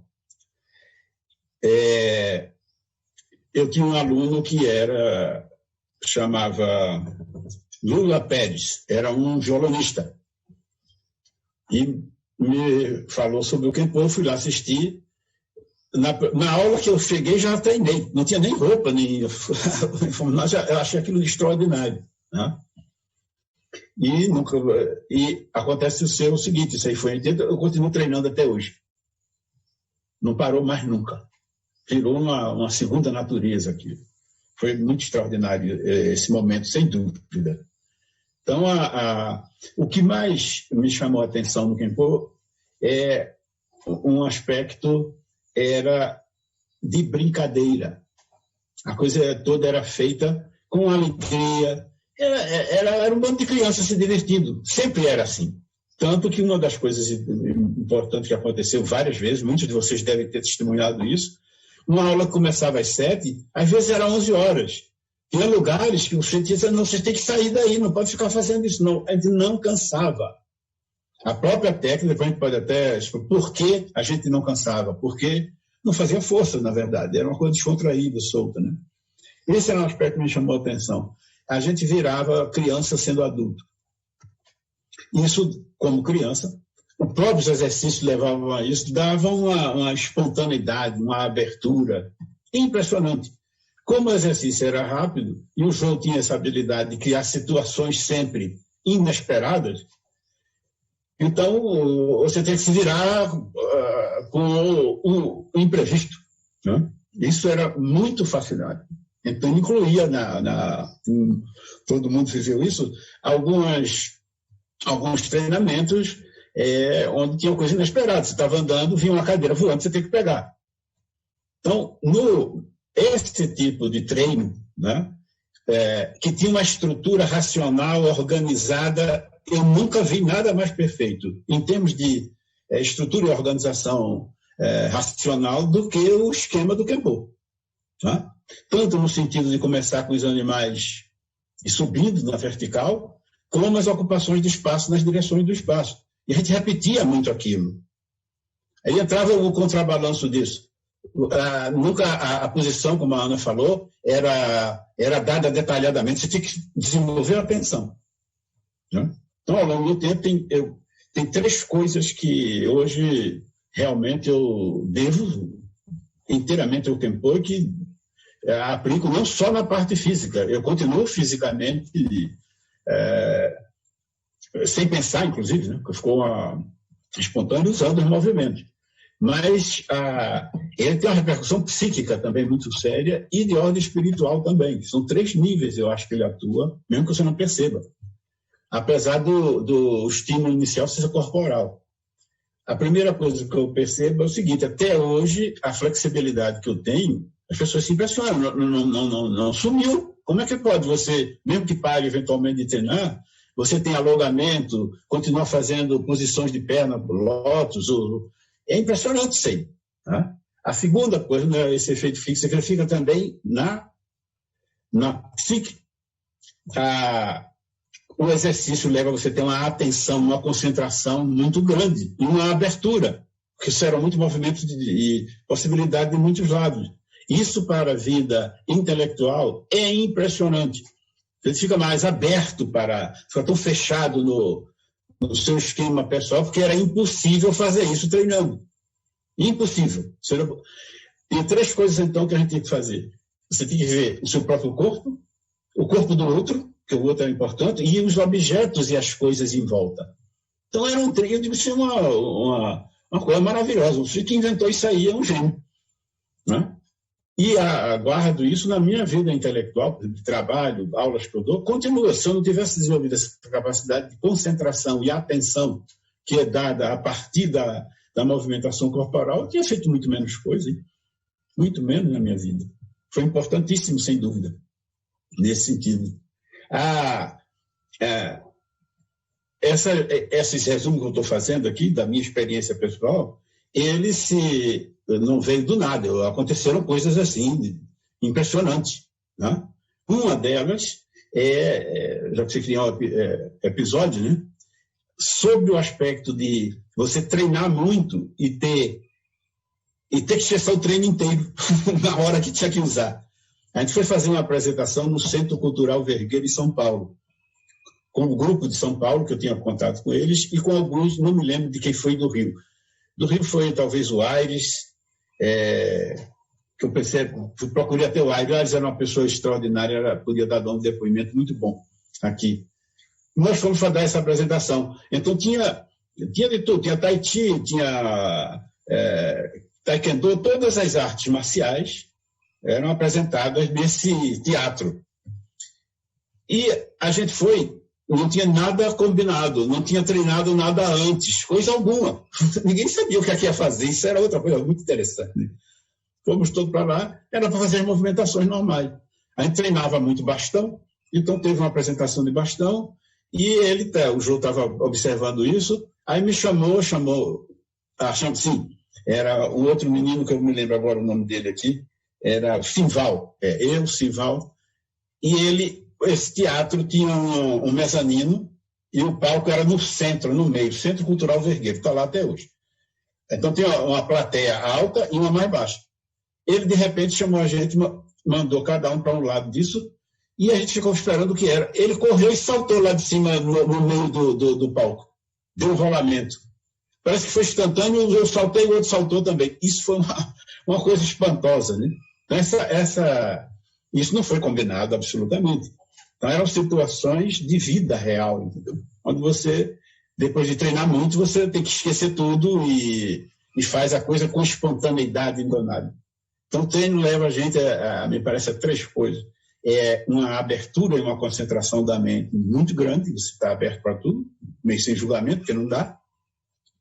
A outra é a espontaneidade, que vai surgindo e vai fazendo parte da vida depois de algum tempo, e uma clareza que dá nessas situações de muita intensidade, onde você não tem nenhum controle, uma grande clareza na mente, né? Então, a espontaneidade, um evento, teve vários, mas esse foi o que me marcou. E tem um outro que eu acho que foi um dos mais extraordinários, que foi o seguinte: o Ricardo falou que nessa época ele não tinha tanto treino no mato, mas tinha sim. Aqui mesmo no meu sítio, eu moro em Petrópolis, tem uma área, tem rios e tal. A gente treinou algumas vezes aqui, grupo, e treinou também na praia, né? Na praia, aqueles treinos da praia eram ótimos, e treinamos também. Houve alguns passeios fora do Rio, que não era, nem todo mundo podia ir, porque tinha trabalho e tal, mas teve um marcante para mim, que foi em Ubatuba. A gente foi para o exterior de São Paulo, para a praia, não lembro se algum de vocês foram, e o que aconteceu, e era essa época que o Ricardo estava falando, ele treinava muito, hein? Treinava dia e noite. Eu, pelo menos, estava em dia. Então, quando nós treinamos lá, na praia e numa fazenda, tinha um lago, fez muitos treinos interessantes ali, de mato, de árvore e tal. E na volta, chovia muito. E eu estava dirigindo um carro de uma amiga minha. Então, na chuva, quando eu olhei, apareceu um cavalo, de repente, na frente do carro. E não deu tempo de eu desviar. Bateu o cavalo direto, bati no cavalo, e você sabe, se você bater num cavalo, quem está dentro do carro vai morrer, porque ele entra. Mas não aconteceu isso, o cavalo bateu em cima do carro e foi para trás. Nessa hora, eu estava tão atento que o João estava do meu lado, sentado no banco do carona, e tinha um rapaz atrás, um menino lá. Nessa hora, parecia que o tempo tinha parado. Eu vi o teto do carro descendo devagar na minha cabeça, vindo devagar. Lógico que eu não estava devagar. E, ao mesmo tempo, automaticamente, eu fiz um giro que a gente fazia todo dia, aqueles treinos de giro. Fiz o giro e eu via tudo, mas era tudo lento. O teto vindo, desceu, baixou em cima do banco. De tal modo que, quando parou tudo, que é muito rápido isso, eu não podia abrir a porta do carro, estava todo machucado. Então, o que me salvou ali foi um movimento de giro que eu fazia, mas a atenção era tão grande, todo o treinamento aconteceu ali de uma vez.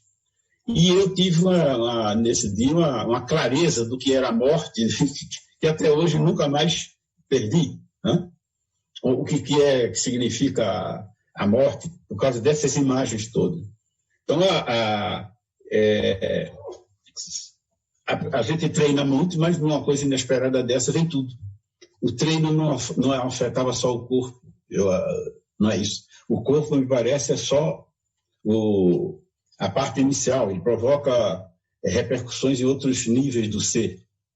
Um importante, usando a linguagem do pessoal que trabalha exatamente com o corpo, tem muito professor de Tai Chi aqui, como o de educação física, como o Ricardo, né? É outra força, não é a força física. Deve ser isso que os orientais chamam Taya, essa força interior, né? E isso aumenta com o tempo. Sem dúvida, eu concordo com isso totalmente. Então, o resumo da obra é o seguinte: essa técnica dos animais, né? Isso é uma parte da história. Para mim, pelo menos, foi. Mais imediata, ela me parece uma das coisas mais extraordinárias que eu já vi. Porque não mexe só com o físico, ela mexe com tudo. Né? Se hoje eu posso me concentrar e descobrir alguma coisa com mais facilidade, sem me distrair, que isso é a meditação, hein? Não é o pensamento louco de um lado para o outro, mas ele é ordenado, em aberto, eu devo isso aos treinos que eu continuo, inclusive, fazendo, porque não dá para sair, ficou fazendo parte do corpo. Uma outra coisa que eu tive uma experiência, Eu nem ia falar nesse assunto, não me lembrava, mas quem me lembrou foi exatamente o Ricardo. É que a gente fez um treino em paralelo. Eu, ele e o jogo, que era esses treinos que, na verdade, eram técnicas de ninja. Ninja é o que ele falava, né? O outro nome que ele dizia que era fechar o nome. Mas que lidava com essa energia interna, sem dúvida. Né? E isso cria um outro extrato dentro do Kenpo, entendeu? Então, o que me parece é que eu sabia um monte de coisa. Não era só o Kenpo, a técnica dos animais. Me parece essa é a mais importante. Mas tinha uma outra, que eu tive a felicidade de treinar. E continuo até hoje. Eu e o Ricardo. E tinha mais outra, por exemplo, aquela parte toda dos deuses bêbados, de interpretar cada animal como um elemento. Isso me parece que já era a criatividade do jogo, não é a técnica básica, entendeu? Então tinha várias coisas que a gente fazia, até chegar a um ponto, e eu já não treinei muito pouco essa parte, o João viajou para a Índia e voltou, modificou tudo. Era a técnica do Kalahari Payat indiano mesmo. Eu teve lá, as movimentações eram muito diferentes. Onde tinha um garoto chamado Aurélio, que era uma pessoa muito importante até para você falar. O Aurélio, você treinou isso desde sempre, era lá isso era no Copaleme. Eu era um garoto que morava pobre ali da favela e que foi quase adotado. Ele começou a treinar isso, essa parte dessa movimentação, que eu não domino, e ele sabe tremendamente aquilo ali. Foi muito, muito incrível aqui. Treinei pouco esse pedaço. Eu cheguei a ter contato com o Aurélio. Eu cheguei a ter aula com o Aurélio aqui um tempo, viu, Cid? Ele chegou a dar aula aqui perto de casa. Uhum. E aí eu cheguei a treinar com ele um tempo. Né? O Joe já não estava mais aqui. Bom, eu acho que realmente você posicionou uma coisa, é que o Kenpo foi uma coisa até o Vajramusti, depois Vajramusti já era outra coisa, né? Ou seja, ele vai mudando de acordo com o que o jogo vai mudando. Eu acho o Zé Luiz tinha essa habilidade enorme, ele muda. Ele mudava junto, que era ótimo, né? Porque a gente aprende mais coisas. Acho que houve essa divisória. Acho que aqui a maior parte, por exemplo, das pessoas que antes dos anos 70, antes dos anos 80, não tiveram contato com essa parte do Vajramusti. Mas eu queria te dizer que seus 10 minutos já passaram também. Tá bom. Só tenho que agradecer a vocês. Foi um depoimento maravilhoso e acho que você calcou em certas coisas que valia a pena, mas eu quero deixar ainda falta a Begônia e o Cécio falarem, vamos deixar e depois a gente faz a nossa mesa redonda, que eu quero voltar a esse ponto que você tocou aí, que é justamente essa questão de quando surge o Vajramusti e o que é o Kenpo só dos animais. Né? Porque acho que quem treinou essas duas etapas tem isso como duas coisas diferentes, né? Que apesar que para o Joe tudo é a mesma coisa, né? Mas eu acho que para nós, como alunos, como percepção, houve uma diferença. Tá? Então, e esse treino que eu fiz com o Ricardo, no meio disso, esse treino que era um ninja, né? Mas vou desligar meu microfone. Pode finalizar, então? Ok, então vamos agora para Cécio Ruttmann. Vamos lá.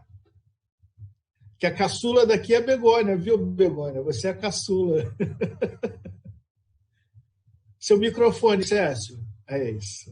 Boa tarde, bom dia a todos. É um prazer rever assim, os amigos dessa época, que era muito importante, né?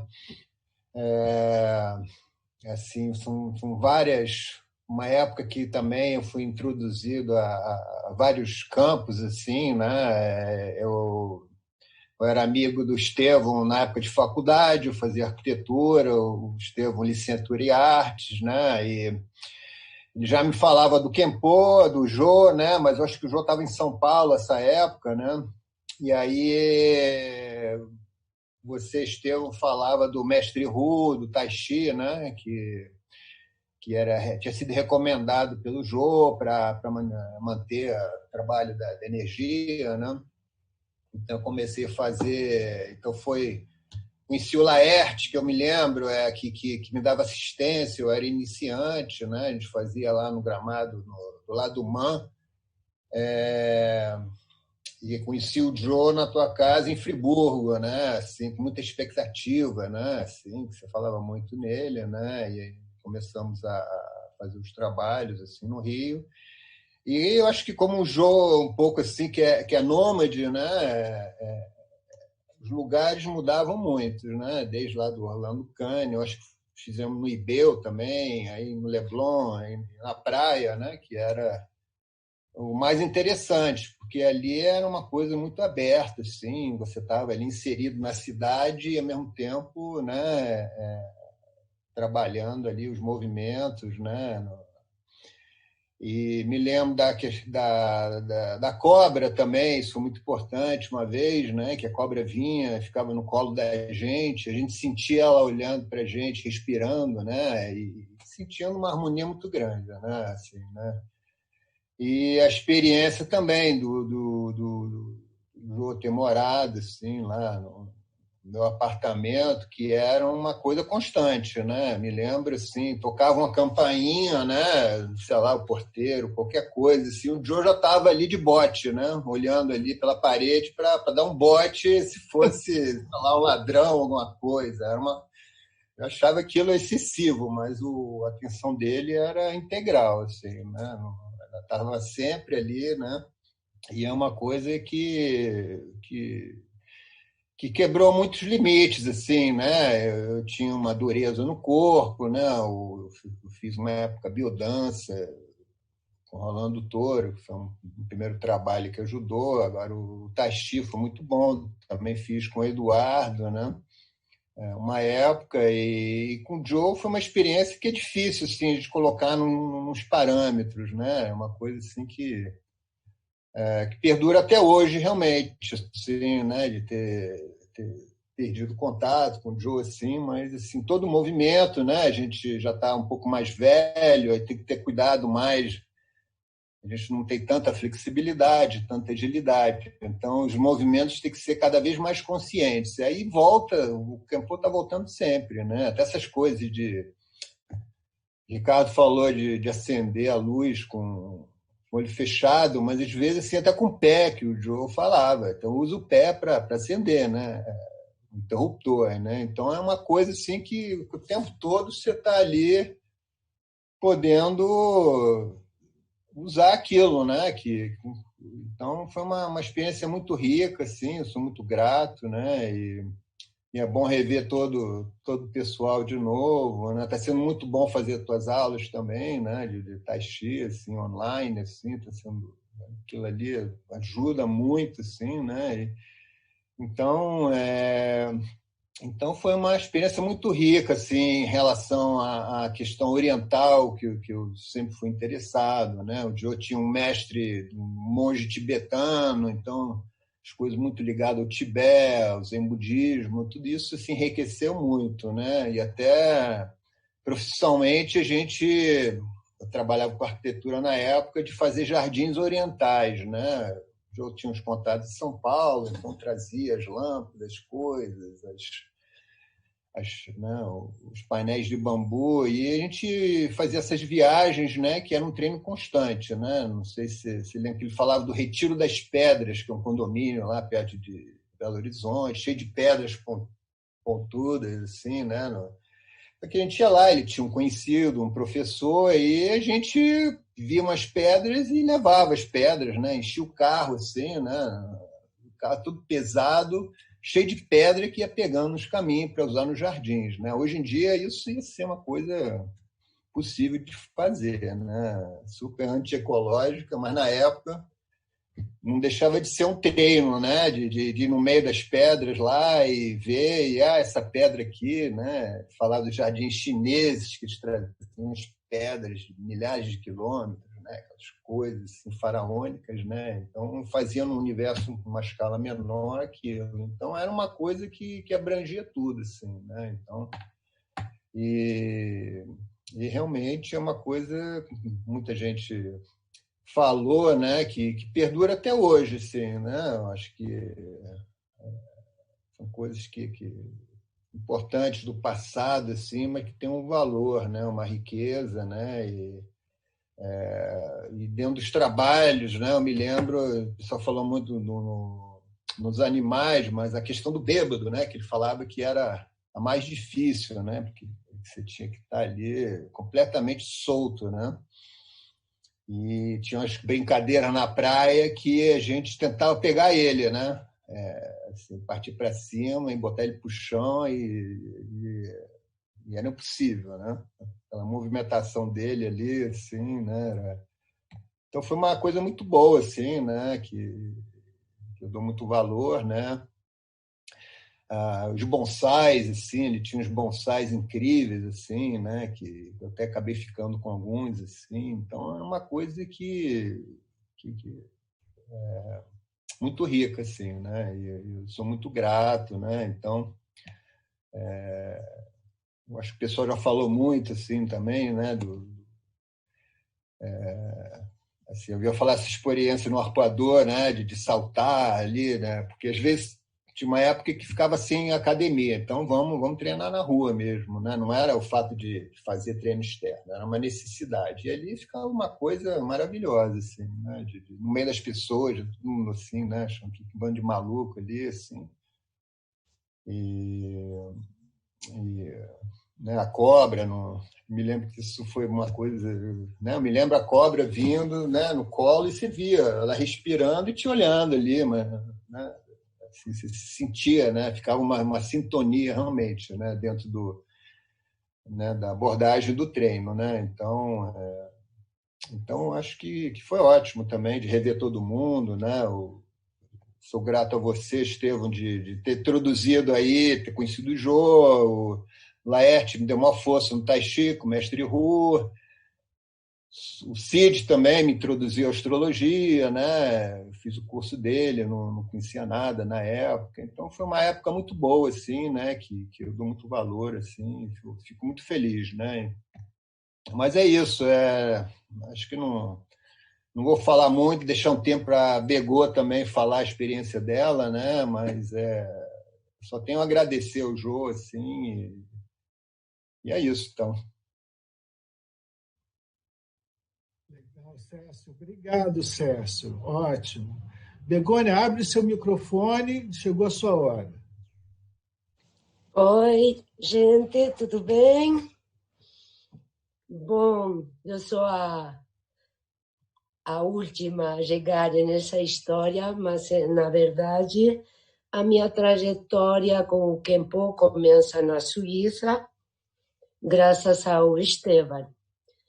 Quando ele veio na Suíça, que foi quando eu conheci ele, um grupo de amigos, a gente insistiu muito para que ele nos desse um pouquinho de Kenpo, do qual ele estava tão apaixonado e falava do coração mesmo.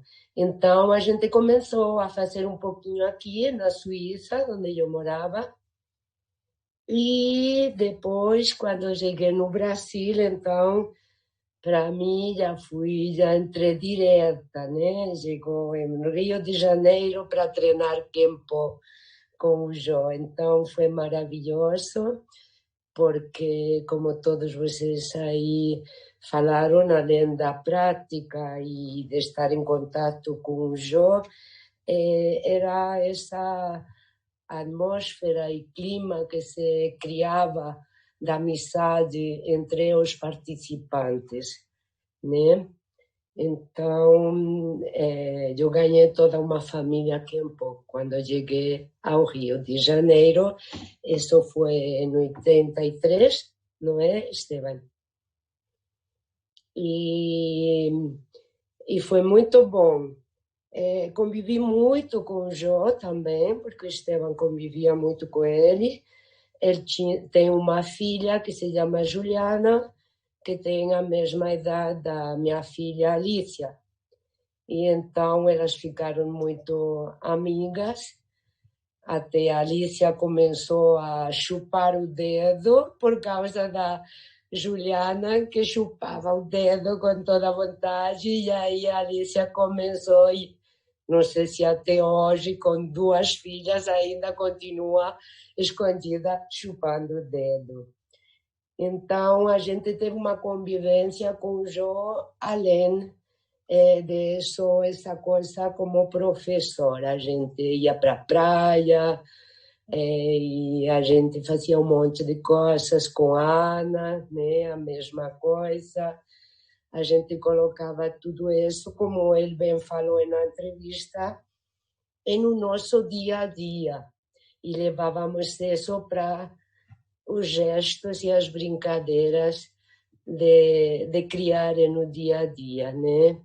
A gente passou isso também para as pessoas com as quais a gente teve em contato, os filhos, os alunos, e o Estevam sempre promoveu muito. Ele esteve em Petrópolis, quando a gente morava em Petrópolis, veio, né?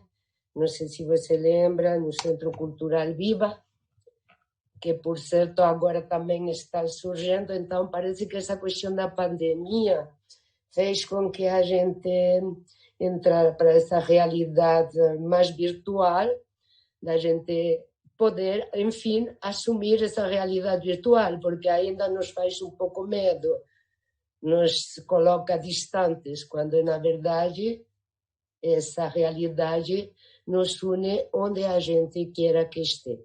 Eu hoje estou morando na Suíça, de novo. Foi, como todos vocês falaram, de alguma maneira, essa questão de quebrar os hábitos.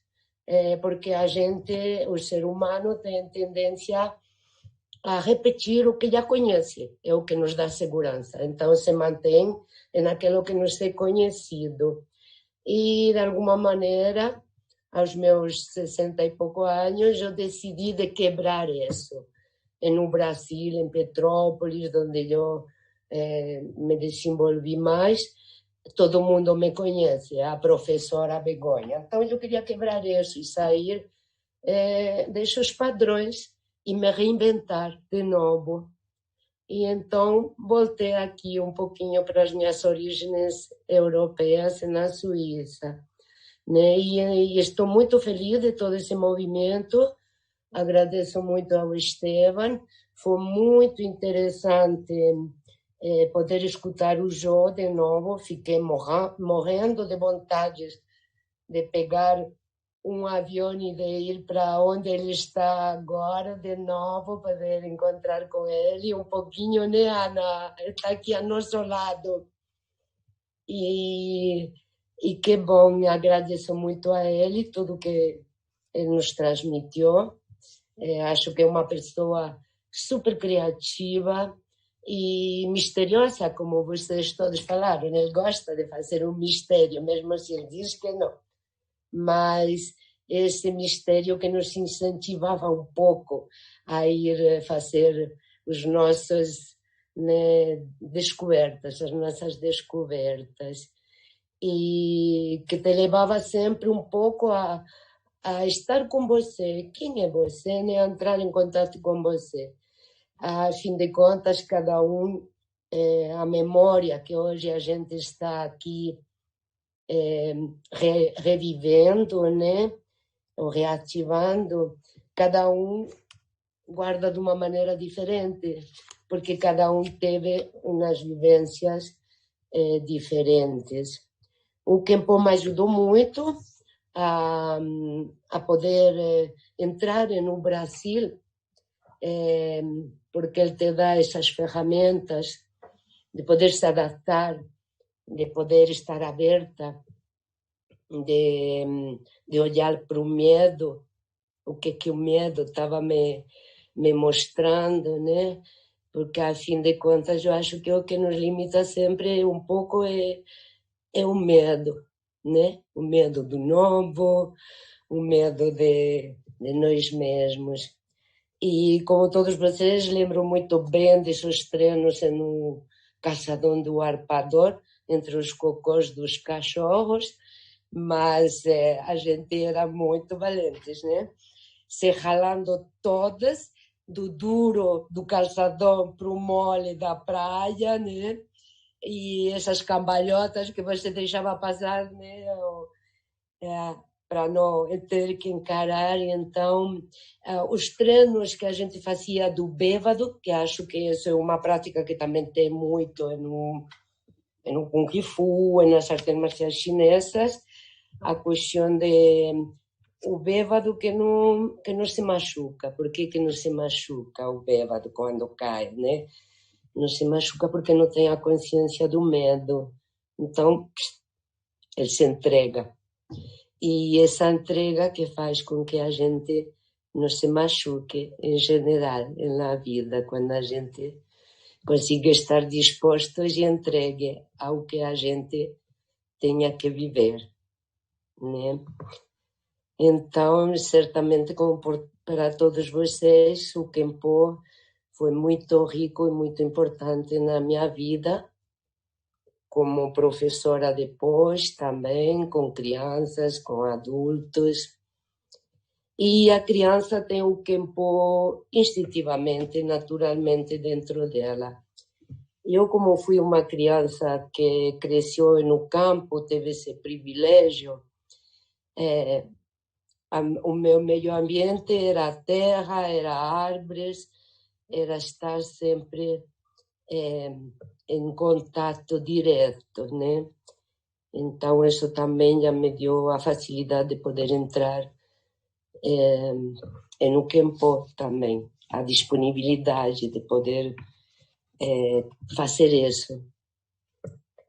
Então, um pouquinho essa é a minha trajetória e o privilégio que eu tive de poder conhecer isso, que eu agradeço muito ao Esteban, que foi a minha primeira porta para esse mundo do Kempo. E a todos vocês que participaram. Fiquei muito feliz de ver Sueli, porque eu não te conectava com o Kempo. Para mim, você era do Tai Chi, sempre foi do Tai Chi, né? Mas fico feliz que você também é do Kempo. Tenho uns amigos que não estão aí, que depois, talvez, se a gente faz outros encontros, a gente possa entrar em contato. Um muito querido, que é o Luiz, que mora em Petrópolis, a Lea, também, nossa querida. Enfim, que todos estão por aí, né? Quem sabe, a partir desse dia de hoje, vai juntar ainda mais essa turma grande que a gente foi. Obrigado, Begônia. Então, olha, aqui a gente encerra a fase dos depoimentos. Está encerrado, Begônia? Você acabou? Acabei. Ok. Então, agora a gente abre a nossa mesa redonda, né? Para quem queira acrescentar alguma coisa. Eu gostaria de, primeiro, agradecer a todos, a presença de todos. Eu acho que, graças justamente à pandemia, a gente acabou se encontrando todo mundo aqui, podendo falar com a Begônia lá na Suíça, a Ana na França, né? o Cid em Petrópolis. Quer dizer, cada um está num canto e a gente está conseguindo se encontrar depois, vamos lá, o quê? Uns 30, 40 anos, né? Entre 40 e 30 anos. E eu acho que a coisa mais importante nisso aqui é que não existe um registro literário no sentido de texto, do que possa ser falado, né? A gente tem pegar filmes, né? Eu tenho um filme que aparece o Joe, aparece o Cid, aparece o Ricardo, né? Enfim, esse filme aconteceu, mas esse registro que nós estamos deixando aqui, que está gravado, depois eu quero autorizar, eu quero saber, eu quero que todo mundo dê o ok se a gente pode deixar isso público ou se alguém tem algum problema, mas eu preciso que todo mundo ponha o dedinho para cima. Quem me autoriza a fazer isso público? Cécio, ok? Cid, ok? Legal.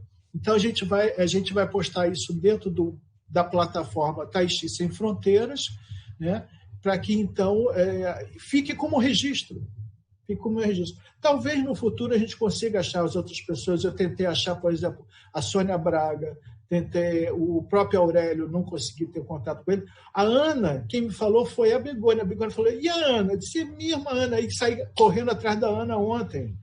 E, por sorte, a Ana veio aos 45 do segundo tempo e participou aqui com a gente. né? A minha, eu acho que uma coisa que eu queria colocar, que foi muito, muito importante para todos nós, né, é que essa arte não é mais praticada, né? Quer dizer, mesmo que cada um de nós faça individualmente e aplique na sua didática, enquanto professor de yoga, professor de tai chi, tal coisa, a arte do Kempo, e eu não estou falando do Vajramurti, eu estou falando do Kempo, do Jo, como o Jo ensinou para a gente, não acontece mais, né? E está dentro do nosso coração. E se a gente não deixasse esse registro, né, na verdade, como é que a gente poderia, né, encontrar? Olha o Jo aí. Jo, a gente não está te escutando. Algum problema com o seu microfone? Não estamos te escutando, Jo. Seu microfone. O Renato, ajuda aí o microfone do Jo.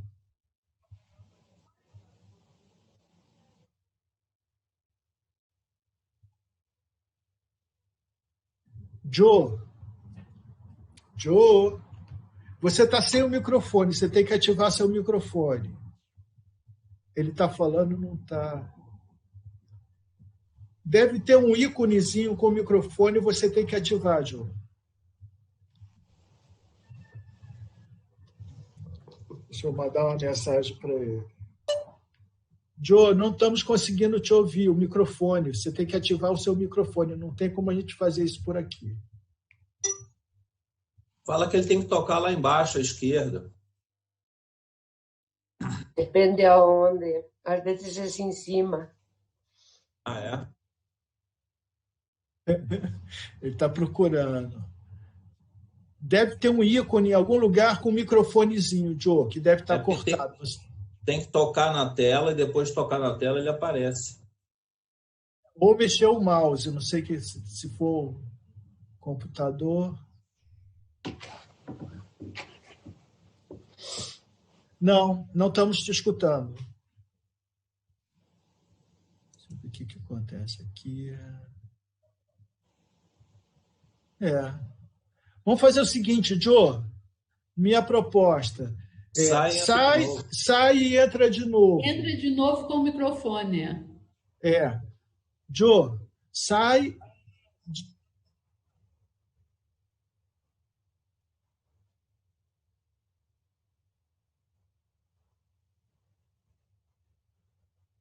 Isso.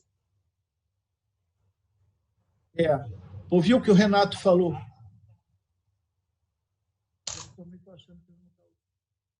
Vou falar aqui. Jo,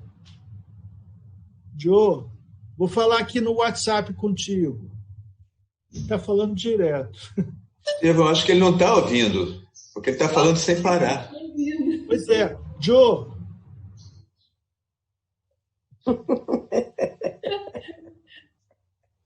Todo mundo faz sinal de que não está ouvindo para ele. É o mistério, Jo. É o mistério do Jo. Jo, não estamos ouvindo você. Melhor você sair e voltar. Não tem como mandar uma mensagem escrita aí para ele? Eu já mandei. Jo, eu preciso que você desligue e volte, porque nós não estamos ouvindo você. Vou ligar.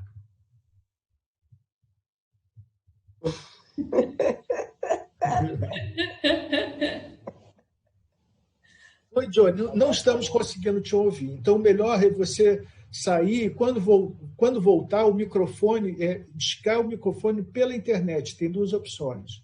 Tá? Aí você clica no microfone pela internet. Segundo o Renato, isso abriria o seu som, porque a gente não está escutando nada, a gente só vê a sua imagem. Tá? Então, melhor sair e voltar. Tá ok.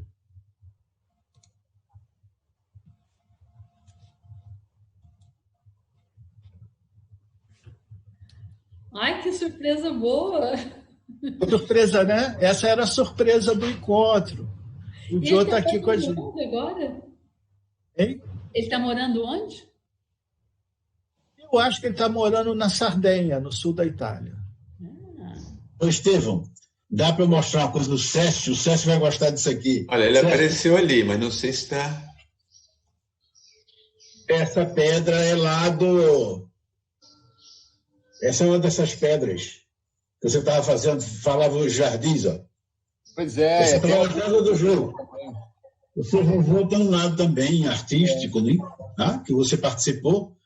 E aqui eu tenho essa pedra, por exemplo, ele tinha no apartamento lá de Jamuri. Tem aqui até hoje.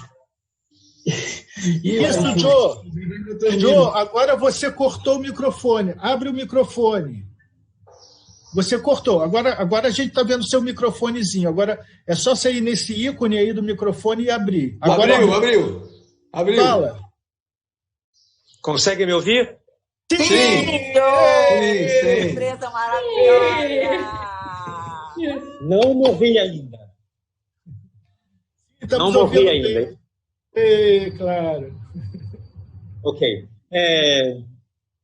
Eu não tenho palavras para agradecer tudo isso que eu ouvi. Foram recordos maravilhosos, momentos fantásticos. Eu queria só fazer um comentário do seguinte ponto. Quando eu era aluno, meu professor me ensinava, eu passei um longo tempo assim com muitas dificuldades, porque o treinamento era muito duro. E um dia eu fui agradecer a ele. Eu disse, eu vim aqui para agradecer tudo que você me deu. Ele respondeu, absolutamente não. Você já agradeceu. Eu falei, como? Eu não disse nada. Ele me disse, você me agradeceu aceitando aquilo que eu estava passando. Então, o meu agradecimento é exatamente esse a todos vocês por terem aceitado e se colocado a risco, porque eu tenho consciência que muitos dos treinamentos hoje seriam considerados quase muito difíceis de executar. Então, eu queria fazer uma analogia que determinaria o conceito geral de tudo isso. Imaginamos que o corpo humano, a vida, a existência humana, é uma grande garrafa transparente de vidro com uma boca enorme. Dentro dessa garrafa foram colocados 100 formigas negras e 100 formigas vermelhas. Nada aconteceu entre as formigas, porque nada moveu aquele eixo central que era a garrafa. Um dia, alguém pegou a garrafa e começou a sacudir a garrafa. As formigas começaram a lutar entre elas, porque elas acreditavam, as negras pensando que isso era provocado das vermelhas, e as vermelhas pensavam que era provocado pelas formigas negras. Então, o conflito existiu a partir do momento que alguma coisa moveu dentro delas. Ora, o que significa esse vida humana no tempo curto ou longo, dependendo de cada um, que nós temos que passar no mundo? Que a gente tem dentro de si as formigas vermelhas e as formigas negras, e que a gente vive num grande redoma, um local que te permite viver tudo, tem tudo, não falta nada. Mas quando alguém sacode o nosso eixo central, ou seja, o senso de pertencer ao tudo, a gente entra em conflito. Porque separa, porque divide, porque não vê o negativo e o positivo como uma coisa só. Então, essa separação gera um grande conflito existencial e a gente começa a viver ou no passado, que não é mais existente, ou no futuro, que não chegou, e perde a coisa mais importante, o presente. Ora, vamos pegar essa palavra presente e vamos analisar matematicamente. Presente. Não é necessário ser um gênio para compreender que se você é inteiro, você pressente. E, portanto, o seu comportamento naturalmente, espontaneamente, se adapta a tudo aquilo que acontecer. Ora, o nosso treinamento sempre foi naquela direção. O fato de haver modificado certas vezes a fórmula de movimentação não era porque eu queria mudar a cor do uniforme. Ao contrário, a ideia era dar um giro enorme para fazer compreender que todas aquelas coisas aparentemente diferentes eram a mesma coisa. Mas muitas vezes a necessidade de identificar, de explicar, de ter palavras claras que determinem o significado do que ele está fazendo é uma forma de divisão. porque é um desejo oculto de uma segurança que não existe. Não existe nenhuma segurança. Porque, obviamente, se não existe insegurança, que coisa serve a segurança? Da onde vem esse senso de insegurança e de segurança? As formigas vermelhas e as formigas negras. Se nada disturba aquele senso de haste central, você passa. A sua vida passa como o vento. E quando chega no seu último momento, que você deve deixar o vento que está dentro de você sair e não voltar mais, você nada fez mais do que voltar ao seu início. É tudo aí. Agradeço de coração tudo que vocês me deram.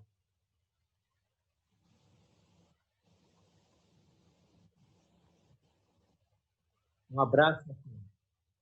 Que maravilha!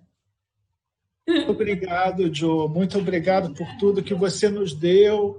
Né?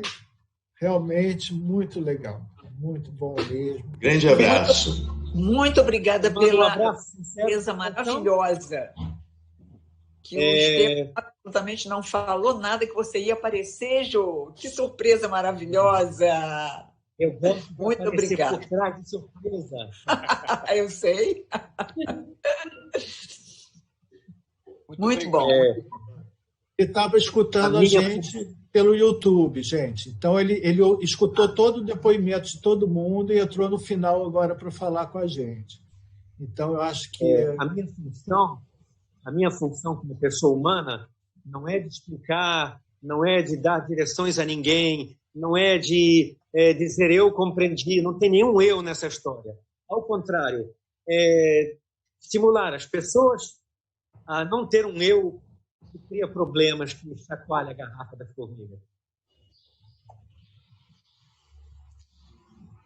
É só isso. Agradeço de coração a todos vocês e a paciência que vocês tiveram comigo. Dia de chuva, lá no muro, na areia, cheio de cocô de cachorro, vidros, tinha tanta coisa, mas ninguém nunca se machucou. Maravilha. Muito bom. Olha, desejo uma grande felicidade a todos vocês. Posso dar uma ideia do que é a felicidade? É quando não existe mais a ideia de fugir da infelicidade. Quando a gente quer escapar do que é ruim, pensando que vai na direção do que é bom, a gente cai no ruim profundo. O ideal é tratar o mal, como a gente chama, e o bem, como exatamente a mesma coisa. Não se deixar sacudir na garrafa. Deixem as formigas vermelhas e negras viverem em paz. Um abraço. Cara. Ô, João, queria falar com você uma coisa. De qualquer modo, você está presente aqui no sítio, lembra aqui? Não só nessa pedra, mas uma pedra que você tirou da montanha, que está aqui no jardim como uma escultura. Então, não é só...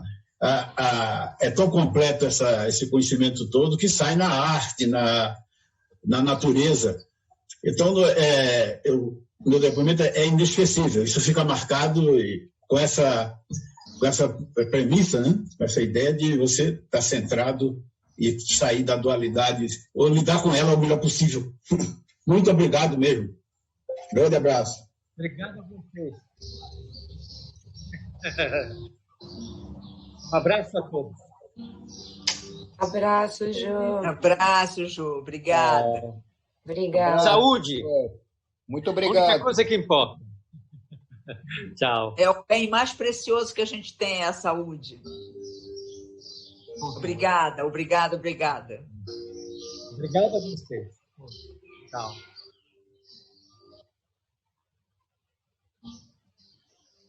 Então, vamos capturar. Aí ele foi embora. Mas estava gravando. Não, volta aí, peraí. Como é que captura ela? Peraí. Boa ideia. Coloca no horto, coloca no jardim que os corpos... Eu capturei a tela. Aí, se vocês tiverem